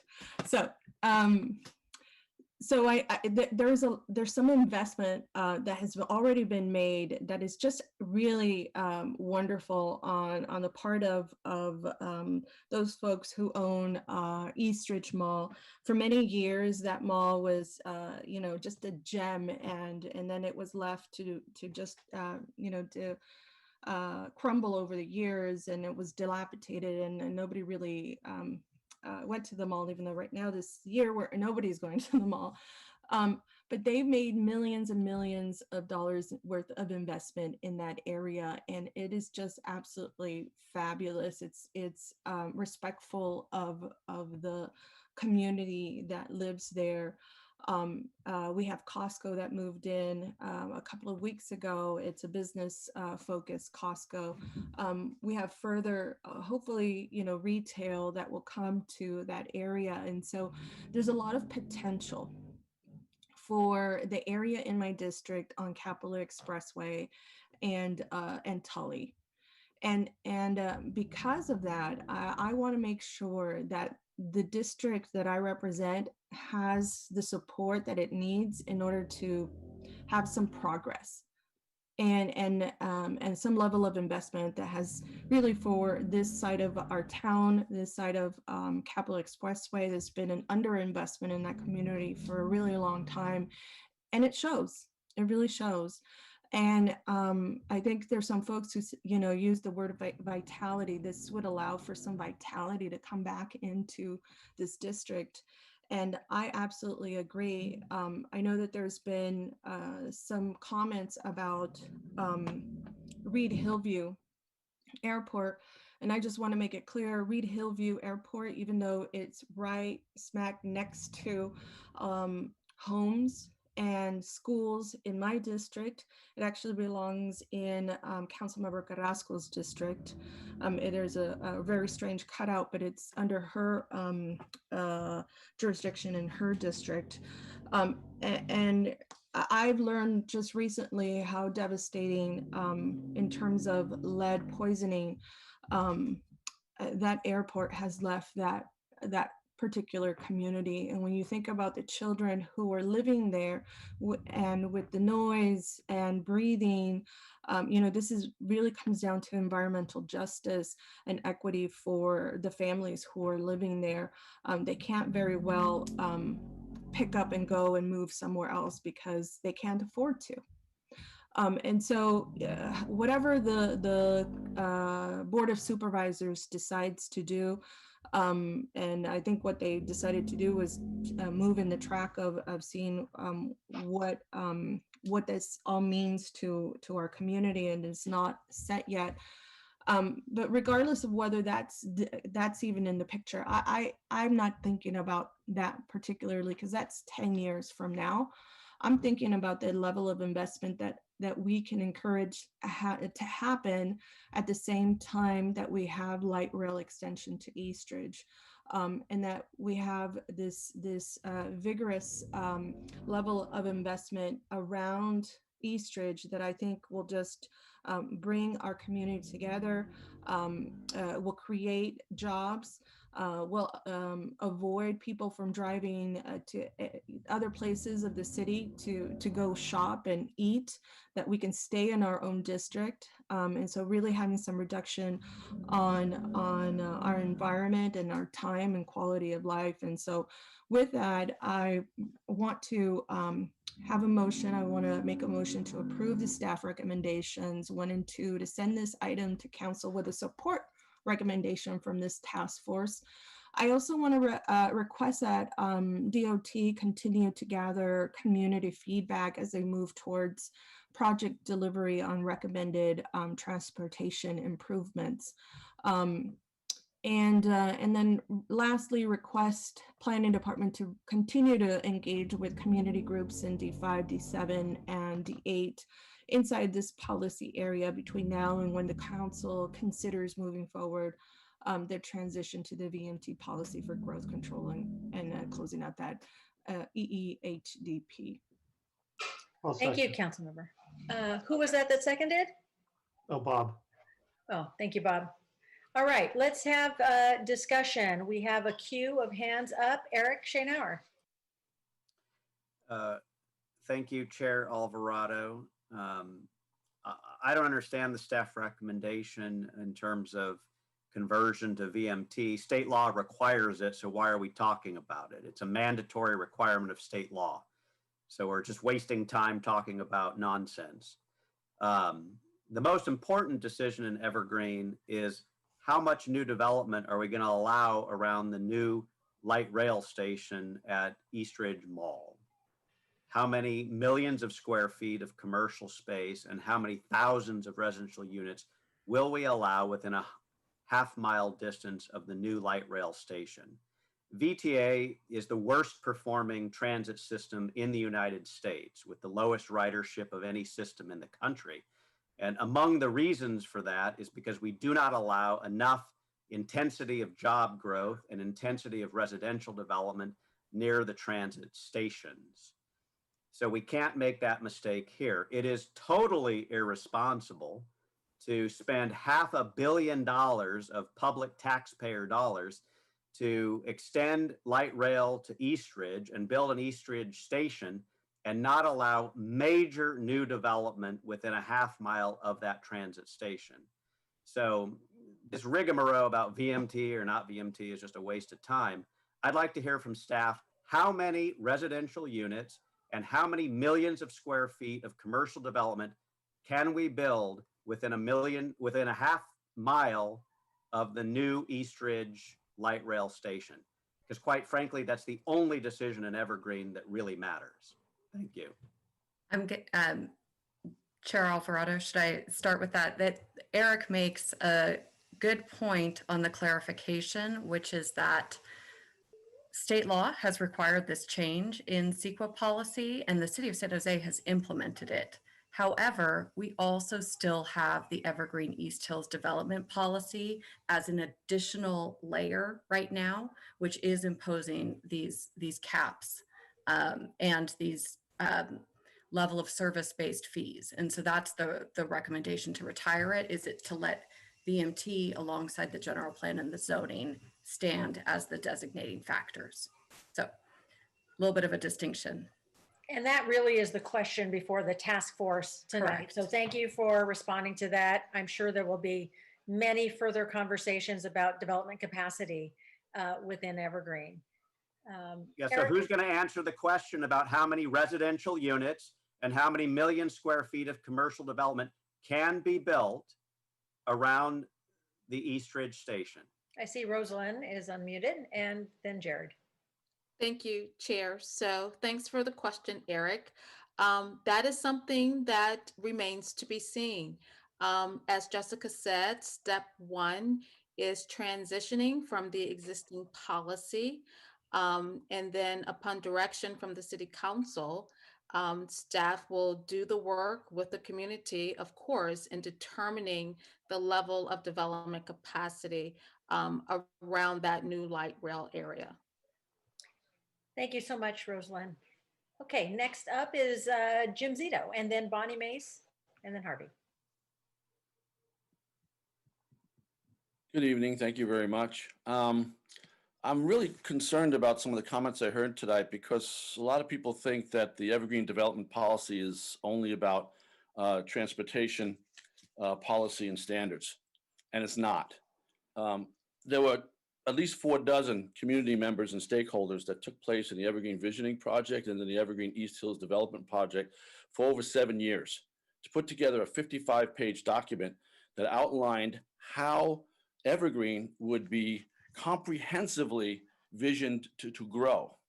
There are things within the Evergreen development policy that have not even been mentioned tonight that are along the same lines as many of the things that we've already heard regarding multimodal transportation, that has to do with protecting the environment, that has to do with limiting traffic and proper mixed use. And I really wonder how many people really read it. There's only 4 pages. Let me repeat that. There's only 4 pages in the Evergreen Development Policy that deals with transportation policy and standards. The rest has to do with the vision for how the community will live in Evergreen. And I want to point out some of the chapters that are addressed, because it's possible that others may not have had the opportunity to look at it. First chapter deals with history, and I think the staff did a great job. The second talks about the purpose and goals of the updated Evergreen Development Policy, and it talks about the primary purpose of the Evergreen Development Policy, okay, is to become the new policy framework for a limited amount of new residential, commercial, and office development within the area, intended to promote long-term viability of the Evergreen East Hills area, linking together limited new development with supporting transportation infrastructure. Okay, so it talks about a holistic view of how Evergreen is going to be developed, not just transportation.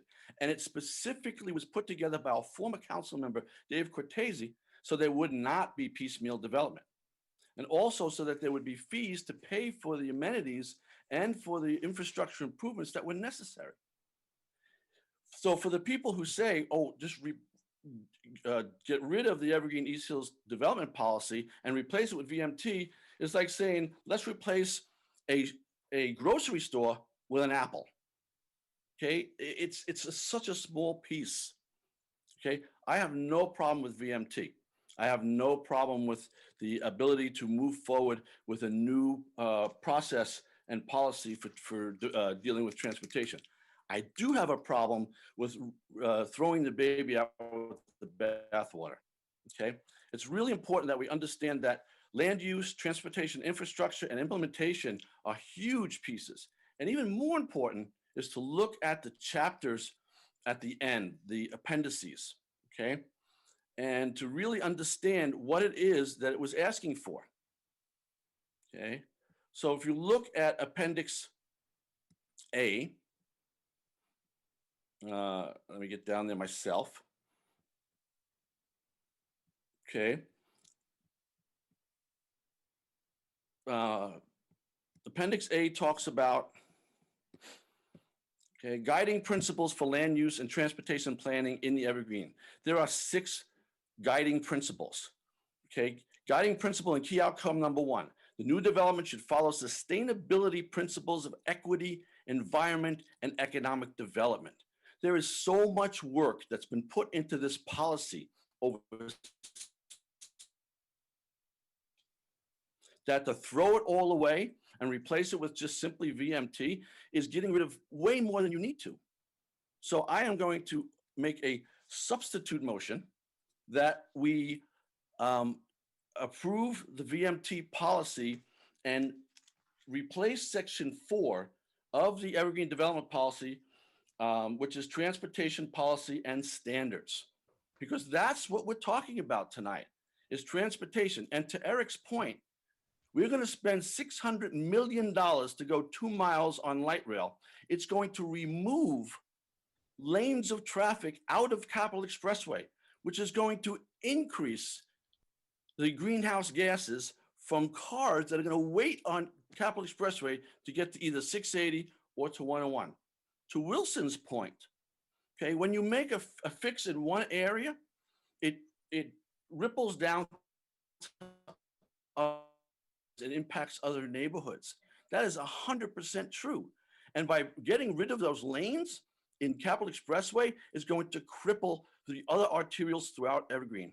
We need to have a comprehensive revisioning, okay? Taking this as the template and as the foundation.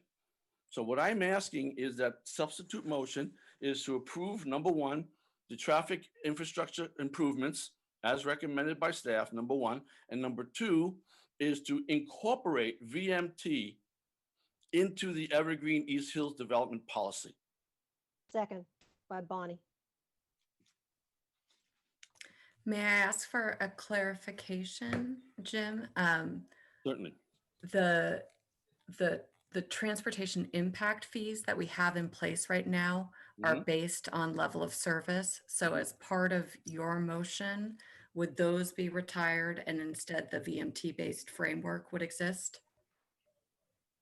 Yes, and I understand from what was stated, the fees are actually going to be higher. In some areas, it depends on where you are. Okay. Yeah, absolutely. That everything surrounding the VMT policy for City of San Jose is incorporated into the Evergreen East Hills development policy.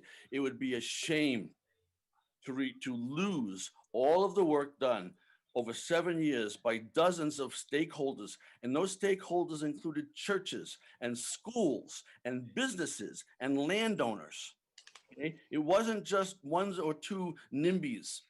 Okay? Dave Cortese went through great lengths to make sure that he was completely inclusive. Nothing has been done comparable to that since then. And to throw this out without having another engagement with the community, I believe would really, really basically thumb the nose at what was done and waste a lot of very, very good work. Thank you, Jim. Okay, Are you concluded, Jim? Yeah. Okay, Bonnie, you're up next. Well, Oh, So I I know. have seconded. I know. seconded the motion. Yeah. Yes, you Do you did. want- Do you want me to speak on that? I guess. If I you can, would like since I'm up to. next. If you would not like to, then I'll go to Harvey. Uh, no, so I'll just speak to it. Okay. The same. I actually agree with Eric and with Jim that the main question here is how we incorporate VMT into the EDP so as to move forward past the level of service, which we're not doing anyway. So the key issue is how we transform the EDP rather than getting rid of it, because as Jim mentioned, there are so many other development parts of the EDP that protect Evergreen, and without those, we don't have that protection anymore. We don't have that extra layer of protection. And so that's my comment, and I will move on to allow someone else to speak. Thank you. Thank you, Bonnie. Harvey? Thank you. I'd like to support Bonnie and Jim and Eric. Eric, that's an unusual thing for me to support you. I was listening to the public comments and looking at the urban village slide. It looked like you're actually using the VMT. You're decreasing the number of housing units that can be built in the urban villages. And so one of the questions that popped in my mind was that, what is this going to do? Because a lot of the speakers said, thank you for putting VMT in because it'll allow us to have more housing. And I'm going, wait a minute, it looks like it's going down. So the question to staff is, what is the impact on the amount of housing that would be allowed in this area? First question. Second one, I looked at the slides on the transportation improvements, and I looked at the painted lines and adding bike lanes, which I fully support. I was, that was one of my very first things as chair of the S&I here, to add a bike lane on Bird Avenue when they said it couldn't be done. And now we've gotten a bit of a protected bike lane. But the question in my mind was, looking at what was built or painted, is how safe is that? And what are we measuring Vision Zero impacts on the kinds of transportation improvements that we're doing, which is supposedly changing lanes to bike lanes and narrowing them? And what will that do to our pedestrian deaths and our ability to move bicycles safely through the area? Then the third thing that popped in my mind is, as you narrow the streets, this is an area that I was very concerned about when we had the fire on the East Foothills, and the second largest fire in California history, that it might pop over. And so how would we evacuate these people if we're making the changes to the traffic infrastructure that would create even more log jams? So those are questions I have, and I'd like some answers from staff on those issues, please. I can answer your first question, Harvey, and then I'll pass it to DOT for the second part of your question. In terms of the planned housing units in the urban villages, with the recommendations that the task force is making, it's essentially it's a push. It's the units being recommended to be reduced in the urban villages equal the units that are recommending to be increased by adding the Story Road urban village. So it ends up overall, the number of units generally in the policy area are the same. So are those units going to be, if you're adding them in the Story Road, is that a safer location in terms of draining population if we have a firestorm that comes flying across the mountains? I mean, it's a closer, so the other thing, as Jared mentioned, in these changes from the previous urban villages, and then more emphasis along Story Road where there is the third highest transit line, for example, in the region is right there. As you move people closer in, you're further away from the hills, you're further away from the fire danger, Harvey, to your point. And then you're also closer to, most of the places that you need to go on a daily basis. So it's a win for kind of the environment as well as the kind of wildfire issue and other emergency issues needing to evacuate that you mentioned. And I'll go ahead and take your second question, which is about the improvements. And that's exactly one of the things that, we're concerned with when looking at the original list of improvements, is because they were based upon a pretty simple calculation of how quickly you could get through an intersection, which is what level of service provides.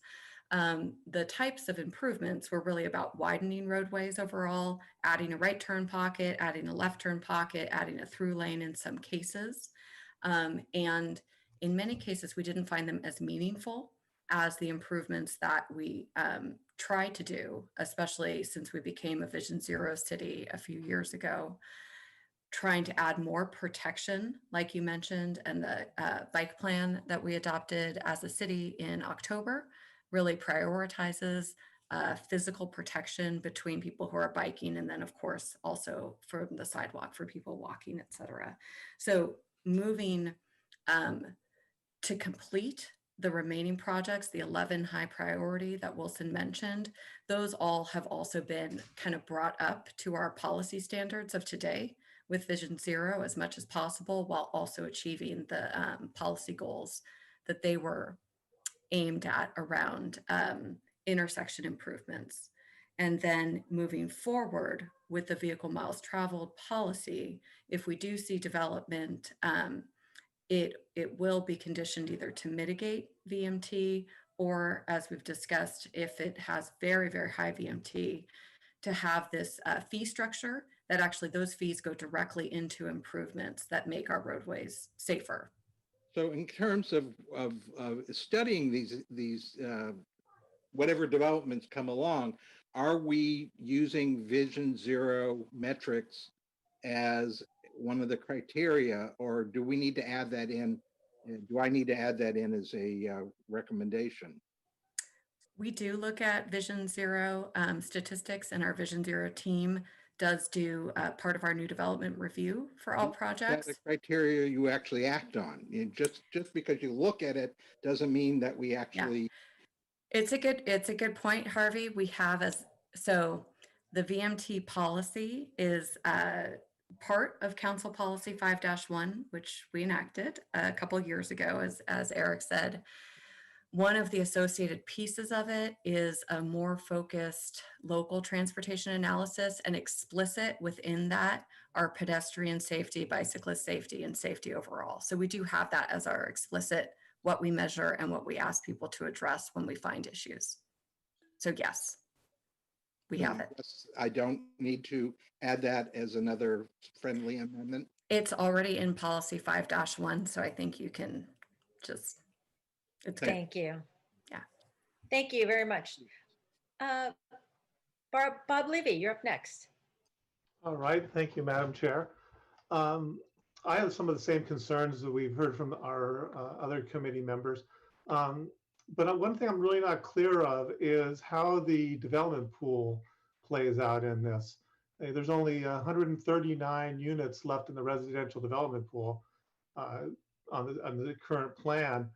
And so how are the urban village allocations in sync with these development pools, and as the small units being taken into consideration? Yeah, the development pool is separate from the planned growth in our urban villages. So it's well, completely separate in the in its regulatory framework. All right, but what about the rest of the area? All the small developments, everything outside the urban village? Right. So outside of urban villages, now under the development policy, if given looking, if you had the general plan land use designation and zoning that would allow whether it be commercial or say residential development, you would be limited to 35 Well, there's only units. there's only 139 according to the staff report left in the pool. Correct. Are we only entitled to 139 units in the Evergreen area at this point in time? That's right. You got it. And so there's very limited development potential outside the urban villages. Correct. And that would, where we are now, that would apply in urban villages as well. Under the policy today. Under the policy today, but we are adopting today's policy based on Jim's motion that those pools would still stand. No, I think the question. Right. I think Jim, if I'm understanding it correctly, Jim's motion was to in terms of particularly in the appendices, kind of the visioning goals and preferences that were generated through that Evergreen East Hills vision strategy process, that there's a desire for that to be memorialized and kind of incorporated as projects would move forward under VMT, that those documents created as part of that visioning process would stay around. Okay, I think we'll need clarification on the motion. That is correct. So, okay. And Jim, could I put a fine point on it? Is it your intent that the development pool or cap would remain, or not? If we go with VMT, my understanding is you got the heat map that okay, great. So it's as Jared thought, there would not be a development cap or pool. No, I want all of the other parameters that have been discussed that have to do with overall livability and housing opportunity. Right, and that's I'm glad you made that motion, Jim. But so the urban villages would not be included within the cap. There's not a cap at this point in time. Right, not through. The cap is not part of the okay. Got it. Yeah, you're clarifying that much. And actually, a question on that is that just to clarify too, the appendices and kind of the goals and preferences generated through the visioning process, those are not, they are separate from the policy, just in terms of a clarification,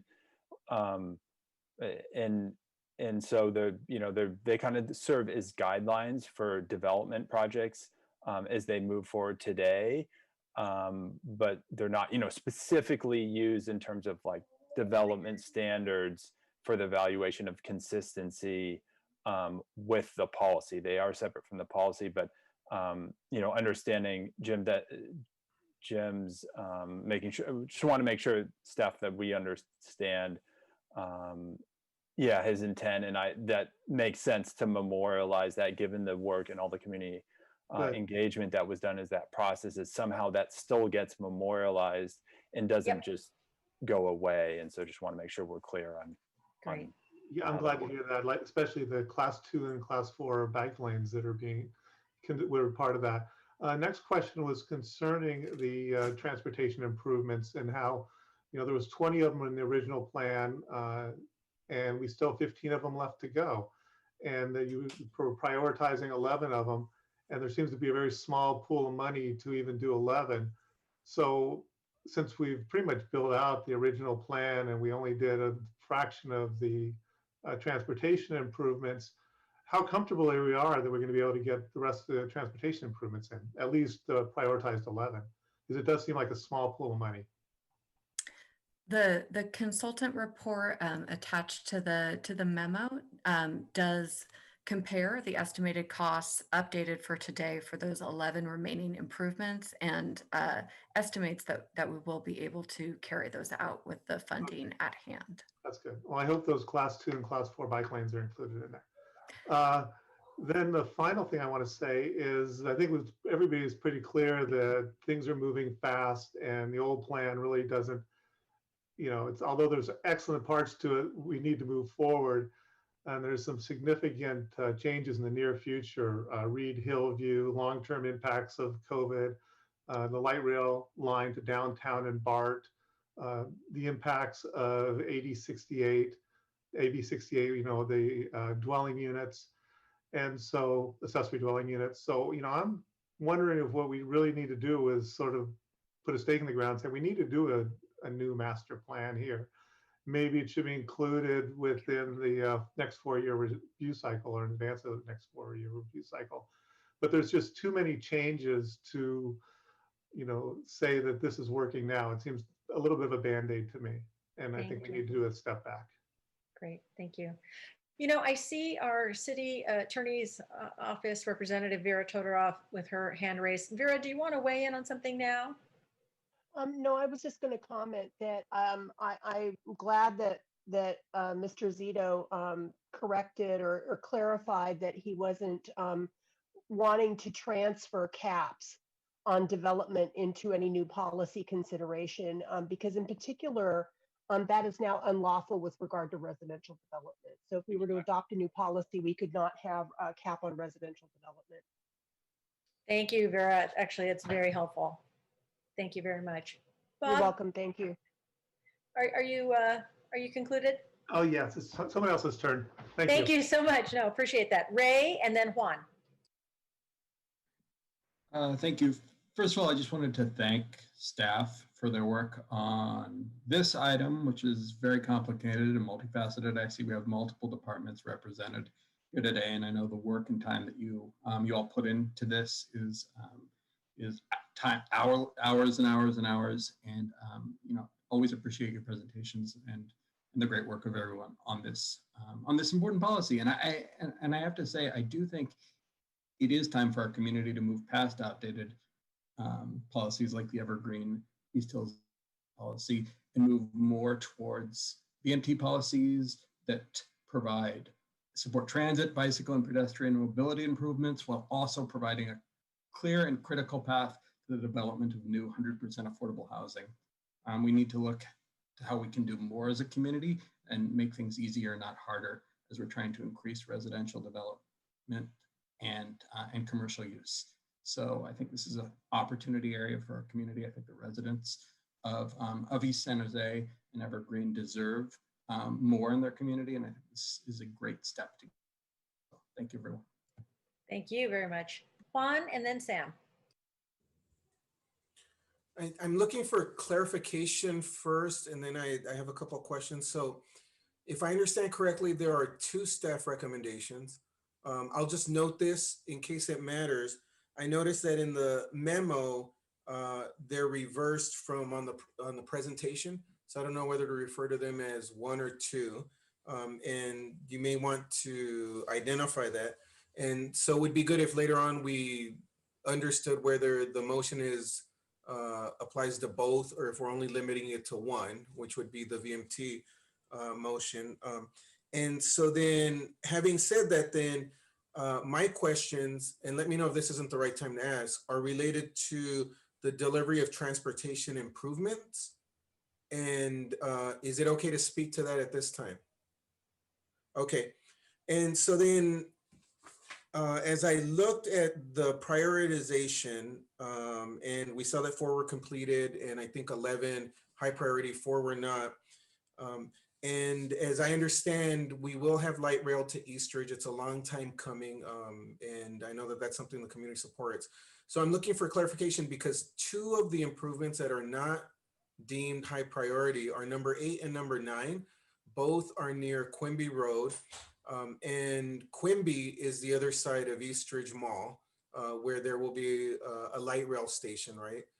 And as I understand it, and correct me if I'm mistaken, that's going to be above ground.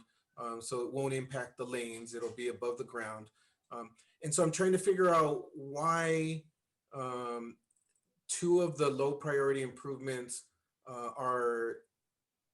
would facilitate the light rail station at Eastridge Mall and are deemed low priority.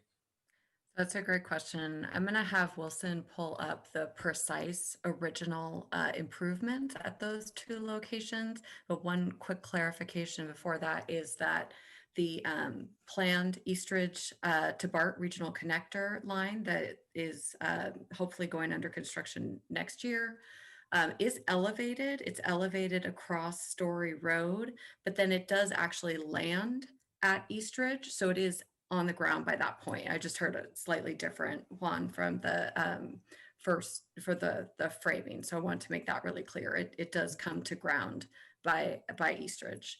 And then Wilson, could you explain what those original improvements were and why they were deemed relatively low priority despite their location? And you're still muted. Sorry, you're trying to Yes, find I a was trying to do screen. multiple things. I have multiple documents in front of me right now. Thanks for the question, Juan. So the improvements on Capitol and Quimby, if I recall, that's what you were referring to, is about adding northbound right and eastbound right pockets. And those are actually done. And, technically, we are supposed to call it like a complete intersection, like it's done per the policy and we move forward with the next improvement. However, as we are going through the exercise of the evaluation, we think that like this intersection actually is not the safest intersection because we have pork chop islands, like vehicles are speeding, things of that nature. And so we evaluated that like there are actually more stuff, more improvements that need to be done at this particular intersection, which is provided by the policy for us to spend the money on.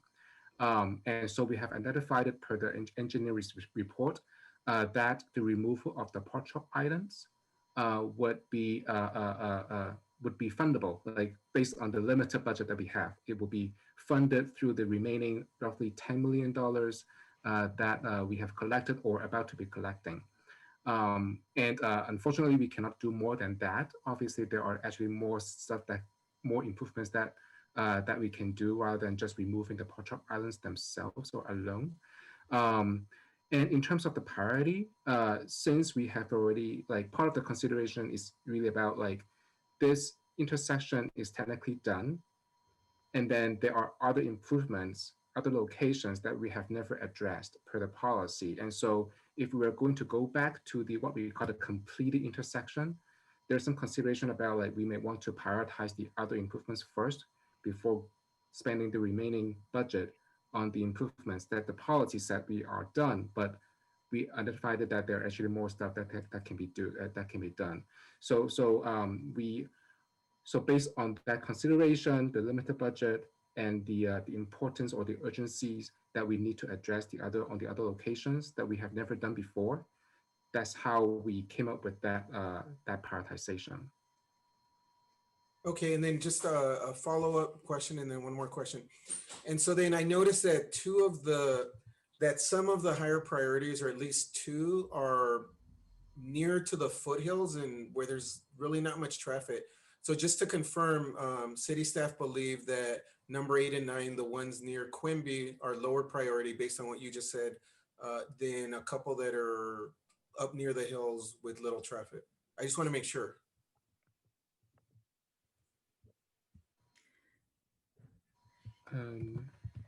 Sorry, I need to go back. Sorry, I need to go back to number 8 and 9 and see what they are.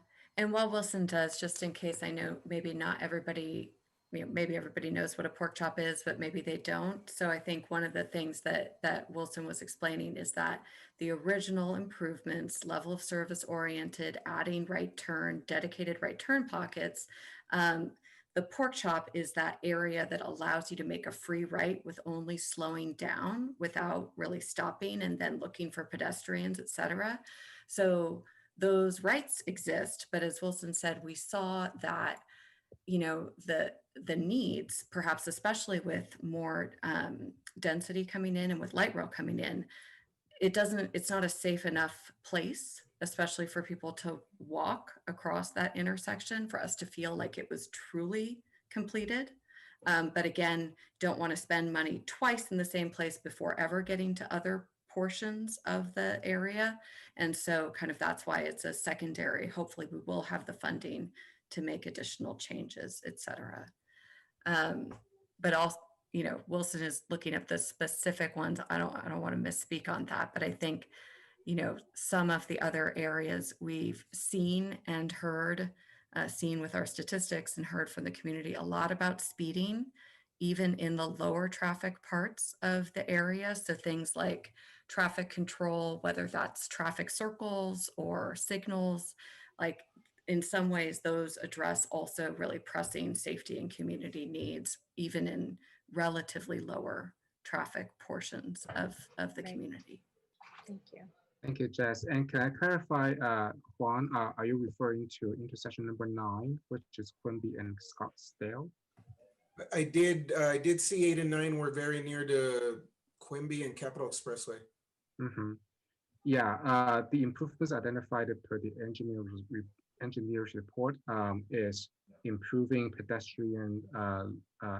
improving the pedestrian environment by providing the lighting at that area.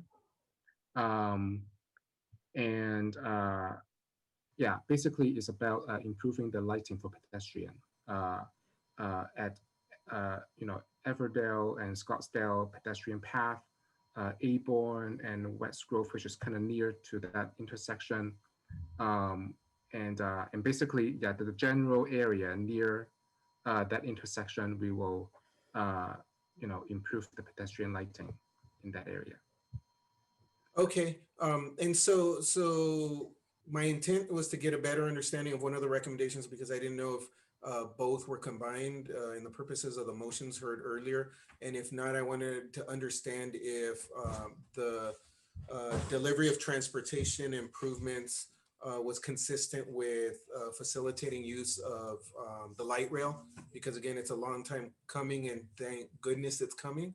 And so if it is part of the original motion, or It is. It is, okay. Yes. Then I am very interested at this time, and I'm just going to note it, in getting a better understanding from the author of the original motion on the difference between that and the substitute motion and the impact. I'm just noting it. I'm just noting Got that. it. And so I appreciate getting a better understanding so far. Yeah, I think it's pretty clear we're approving the transportation improvements and then just acknowledging that we are incorporating VMT into the Evergreen East Hills Development Plan such that the visioning work that has been done in the past is still maintained and retained. But we, of course, have to approve the VMT transfer anyway, given that it is state law now. Would it make sense to have the substitute motion author confirm that both recommendations are combined? Sure. Okay. Yes or no, Jim? Yes, so one thing, I made both motions, which is to approve number 1, which is the transportation improvements. So it was both, right? To approve both at the same time. Yes. The transportation mode, and yes, Juan, to your point, it is to incorporate VMT into the Evergreen development policy. Perfect. Does that answer your question, Juan? It does, yes. Thank you so much. And in the interest of time, I just wanted to bring to people's attention, it is now 8:20. We are scheduled for an additional 10 minutes. We have 2 more individuals from the task force who have not spoken yet, and they are Sam and Smita. If we can hear from them and then consider whether we can make a vote, cast a vote on this, that would be terrific. Thank you. Sam? Teresa, I'm sorry, do you mind if I make a minor clarification for that? I just want to, again, make sure we're clear on the recommendation that's on the floor. And just to clarify too, I think the appendices and the visioning document that are currently part of the, attached to the Evergreen East Hills development policy, just from a practical standpoint, I don't think staff would be able to incorporate that, the VMT policy on top of that. I think it would be somewhat the other way around, where and I understand that the intent is to memorialize and not just throw out those important documents, and we want to do that, but just want to make sure it's clear that we would have the way I think we could do that would be to have the VMT policy, and then we would somehow memorialize, make sure we keep around those visioning documents in some capacity.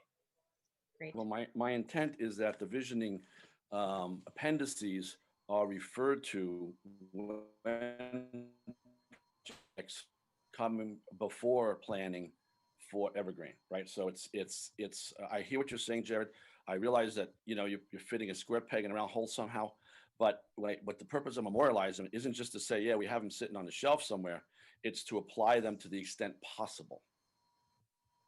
Is that your understanding? Perfect. Wonderful. Sam. Hi, thank you very much, Chair Teresa Alvarado. And I want to take this opportunity to thank certainly our co-chairs, Teresa and David, for great work in leading us through this cycle for the past years. Appreciate that very much. And certainly thank you to staff for your great work. And of course, a privilege for me to be with our group of task force here. And thank you very much in the spirit of Thanksgiving. So I want to bring to a question relating probably clarification, as Evergreen Valley College, there's some land available there that has been designated as neighborhood, community, commercial, and should there be a need for developing housing for faculty and staff, as you know, the need is there. And I want to know if under the EDP or the VMT policies, can we develop housing for faculty and staff so that our students can continue to have quality education? That's a long-term sustainable need for our community in the future. And if we can do that, then what steps would be needed and at what cost? I mean, I understand that the TIF is 16K or 14K versus the VMP fee is like 40K or something like that, or even more. Depends on the zoning. I mean, it's red or not. So if you can help clarify that, because that could be a real need for the college if one day we need to develop housing for faculty and staff. So I think, thank you, Sam, that's a great question. I think the first thing is that today, under the current land use and zoning, residential is not permitted on that Evergreen Valley College site. So that's the first thing that would need to be changed in order to allow that to move forward. And then I don't know if Vera is the right person to kind of address a little bit of the question of when you can have tailored specific housing that's only available to certain people, because as you point out, that really does, it does address how far people are traveling, but it's also a very tricky part of housing law because you can't always do that. And I don't know all the ins and outs. And I know that Teresa's trying to be smart about time too. And I know that would come up at a later time when the project actually comes to the city. And so if we can, Vera, if you'd like to comment on it briefly. I can comment real briefly. Remember also though that any such residential project would be subject to the city's inclusionary housing ordinance. So it would need to provide 15% or pay an in lieu fee equivalent for inclusionary housing, which cannot be limited to faculty, students, or whoever. That is public housing. Nor will the city agree to that if it receives any kind of public financing from us, or in our approvals for inclusionary, it has to be open to the public. We cannot limit to faculty and to students. It violates fair housing laws for us to do that. There are ways that perhaps the college may do that, but the city could not approve a project merely for faculty and students. And that is a conversation likely for another day. Yeah, yeah. Sam, did you have an additional question about this item or comment? Yeah, I think I got your points there. Appreciate it. Thank you so much. Appreciate that. And Smita. Thank you, Madam Chair. Thank you, staff. This has been fascinating. Thank you, task force members, for bearing with me. I'm just super confused. So requesting clarification here. We had a motion from Council Member Arenas, and then we now have a second motion, right, from Jim Zito. And I'm trying to understand the difference. The original motion was to accept staff recommendation. And if I'm understanding and following correctly, the new motion, which was not an amendment, but a full new motion, is to accept staff recommendations, but bring in the visioning appendices and thinking as part of it. Is that correct? So we're essentially, if we vote on this, we're voting on the original motion essentially, or something that's materially the same as the original motion, but just with bringing in the documents. Yes, I believe so. Is that correct? I believe so, unless, yes, yes. Well, I also had in my motion, sorry to interrupt, is that okay, Chair? Sure. Okay, so I also had in my motion for DOT to gather community feedback and move Absolutely. forward in the project delivery, as well as for planning department to continue to engage with my community. Absolutely. Jim, can we incorporate that into your motion? Absolutely. I'm hoping that, like was suggested, that we have Thank you. Another big community. Yeah. And Bonnie, I assume you. Yes, definitely. Okay. With that, unless there are no further questions, are you all comfortable with moving to a vote? Because we do actually have another item, which I believe will have some further discussion. Smita, do you have any further question or comment? No, thank you. Okay. Council member? Teresa, I do, Yes, because I please. don't know that I'm actually making a friendly amendment to incorporate what I had said originally in my in my motion. But you know, I'll go with this. I'm not necessarily let me just ask a question and put this to rest for me. So I think what we're having here is just an incorporation of the visioning strategy. And these appendices that Jim mentioned were never formally part of the development policy. They're just an appendix. So it's not something that the development policy, it's not a guideline for the development policy. It's just an appendix in it. It talks about the visioning strategy. And you know, I'm fine with having that. I guess, you know, for me, the question was really, and this is what I was going to ask, is, you know, why didn't our staff recommend make a recommendation the way that Jim is laying it out today? I'm not sure. I guess what the point of having the guidelines, the design guidelines in here, but taking out the VMT, we can't go against what the state mandates us to do, which is to move to VMT. And this development policy is circumventing that, is not allowing us to adhere to law.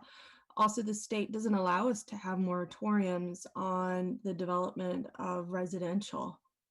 So our development policy, if there's some folks who think that they can hide behind this development policy to protect and not have any residential in our district, that's the state overrides that. And so I guess this is for me, you know, I will, I'll consider supporting the motion on the floor if it means just having just having the visioning strategy as something to refer to, and not to keep the development policy alive. There's just no point. The development policy served its purpose. We need to move forward. I don't understand. I feel like we're talking in circles, but okay. May I clarify?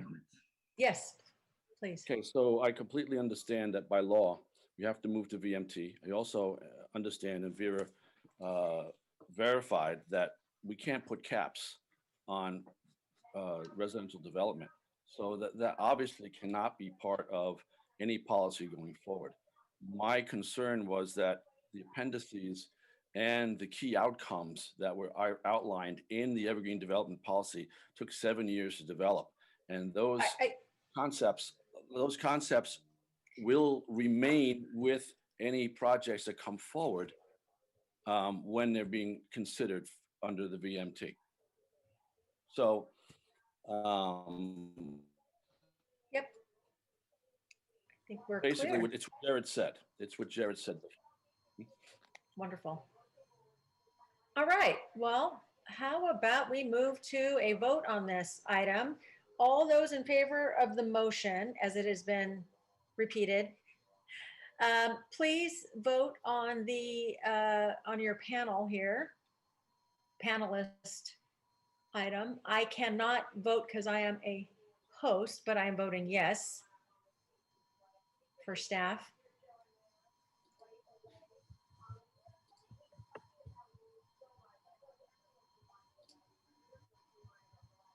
And as I am looking at our list. I'm trying to vote. Oh, there it is. Thank you. Yes. We'll wait another moment. Are we doing voting by raising our hand? Is that, In the feature, you have yours up right now, Harvey. okay, good, Yeah. good. Thank you. So I'm sorry, what was that? we're supposed to raise our hand? Yeah, or you can do it the good old fashioned way like I am. Michelle, Yes, thank are you. you a hand raise? I have Great. a hand raised, yes. So you and I are doing it that way. Stephen, well, I only see a couple of members of the task force who have not voted. If you can, please confirm your vote because we will be moving on to opposed in a moment. And I'm waiting for staff to let me know. I see Margie's physical hand up. I see Michelle's physical hand up, and I see my own physical hand up. And staff, oh, I'm sorry, and Stephen Solorio's hand is up as well. So I'm just waiting for staff to let me know they captured all of our virtual and real hand raises. I see Andre. Well, Andre's, his hand also is virtually up. He's double voting. He's voting twice, like in Georgia. Staff, are we good? I think we're good. Okay, let's remove, if all of you, if you can take your hand down. I wonder if I can do them all at the same time. I don't know how, but let's move on to those who are voting in opposition. And I see two hands virtually raised. And do I see any physical hands raised? No. I just see the two. Oh, those two virtual hands went away. Okay. I took mine down because I left it at the first time and I didn't take it down. That's why. Oh, okay. Thank you for clarifying. Okay, I think we are unanimous then in support. Thank you so much, Council Member Arenas and all the members of the task force. We are unanimous on our almost final item. Almost. I abstained because I don't. Oh, I'm sorry. I'm not familiar with the old documents, so I abstain. I apologize. I should have asked. Are there others who are abstaining from this item? If so, feel free to raise your virtual hand. Other than Susan, we have Susan. Thank you so much. I apologize for skipping over that. That's okay. Okay, our final item, item 7, staff. Thank you, Teresa. So for the next steps after the task force meeting tonight, staff will update the summary of task force recommendations with the motion passed tonight. Moving forward, prior to City Council in spring 2021, staff will be completing the following action items. For signature project policy, IP 5.10, staff will be conducting a feasibility analysis for commercial space reduction incentive for affordable housing projects. For opportunity housing, staff will be conducting a cost effectiveness study, evaluating multiple factors for feasibility, including comparing demand for renter versus ownership, changes to general plan policies and development standards, and for opportunity housings where the sites can be located, the cost and price range for the development to likely occur, and studying different areas of the city. For neighborhood business districts, or NBDs, there will be a community outreach to each of the 4 NBDs, and staff will reevaluate criteria for, staff will reevaluate criteria for replacement of commercial on-site as it pertains to each of the affected neighborhood business districts. On policy H2.9, or locally known as the 1.5 acre rule, for guidelines for underutilized, staff will provide more how it is defined. Through a separate effort on the citywide planning housing team, we anticipate bringing this to City Council before spring 2021. Staff would like to also acknowledge the letter from Task Force member Leslie Corsilia that provides some clarification for motion made. Clarification for the motion made by Ray Branson and passed by the task force on January 29th. Staff reviewed the recording, and the motion was to strike out and remove criteria number 2 from policy H2.9, which states that development that demolishes and does not adaptively reuse existing commercial buildings should substantially replace the existing commercial square footage. The motion was also reiterated by co-chair David Pandoy before the voting. As part of the recommendation package to City Council, staff will capture that there are task force members who want to revisit criteria 1 of policy H2.9, which to eliminate commercial requirements for 100% affordable housing in urban villages, regardless if there's an adopted urban village plan. At the June 25th task force meeting, where the topic about policy H2.9 was brought up again, the task force made a recommendation to consider a citywide policy that does not put an obligation on 100% affordable housing developers to develop commercial space. Staff will make that clear in the updated summary of recommendations that this is a citywide policy to consider. Next, for the vehicles miles travel policy, the letter requested that task force add the metric job housing fit to the recommendations. As part of the continual updates to the VMT policy, staff will explore this metric. On the topic of Coyote Valley, staff will conduct public outreach to affected property owners by the proposed land use recommendations. And also for the redistribution of planned growth, after hearing comments from task force members at the October meeting, staff is in discussion about the reallocation of jobs to the Aviso master plan area. If this is pursued, staff will conduct outreach to the Aviso community to specifically evaluate the possibility of reallocating the 5,000 jobs to the Aviso master plan employment lands growth area. Staff also want to acknowledge task force member Cosilia's letter that one of her intents for her motion for the recommendation, and quoted, exploring opportunities for housing for every 4-year review at the October 29th task force meeting, that is to acknowledge that the residential capacity shift to the downtown core and station area will be insufficient over the long term, and the cap on the residential growth may discourage housing production. And lastly, environmental analysis under Environmental Quality Act will be performed on the policy recommendations before we bring this to City Council. And that's conclude staff recommendation, updates. Thank you very much. I see 2 members of the task force who would like to speak. Ray, you're up. Thank you, Madam Chair. Just want to clarify with staff on the elimination of commercial requirement for 100% affordable housing in urban villages. I didn't quite understand your reading of that motion, but the motion was for the elimination of all commercial requirement for 100% in urban villages. And I just want to make sure that was completely clear.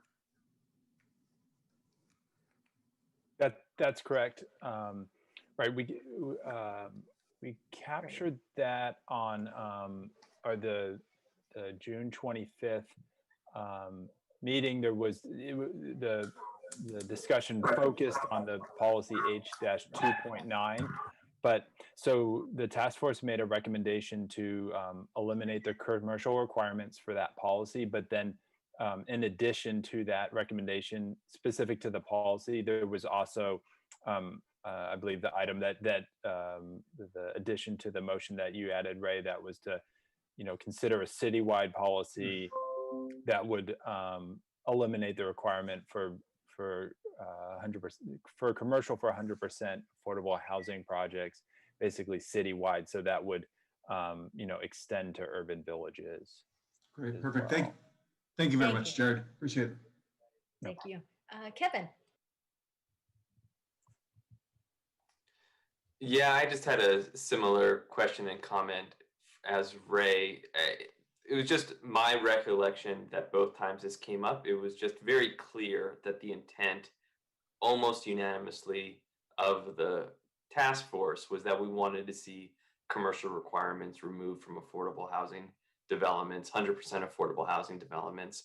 And it just doesn't seem as clear of that in the task force recommendations.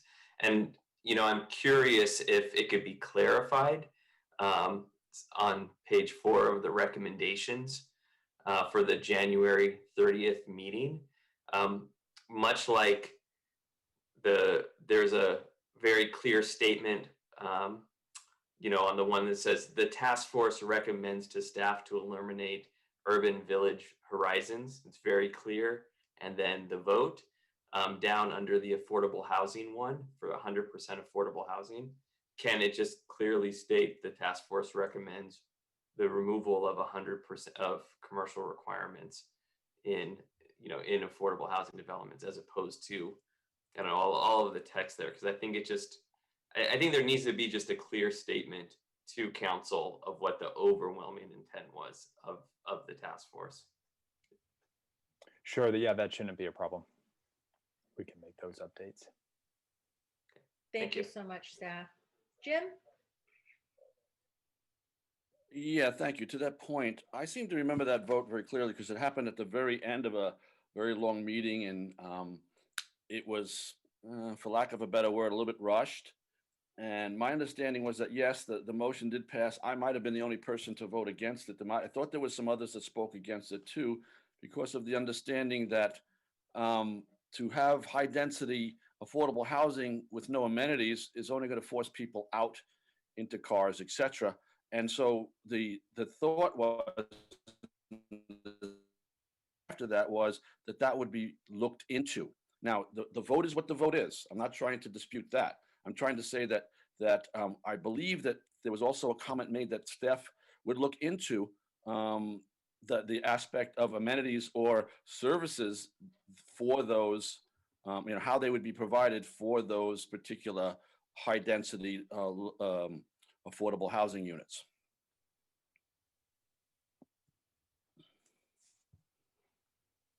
We could look back on that. I mean, I think in our summary, we tried to, closely look at all the motions that were made, and we were trying to transcribe that like specifically into the summary there to make sure that we captured everything. So we can certainly take a look back at that and make sure that we capture those recommendations and motions accurately and make any updates that are needed.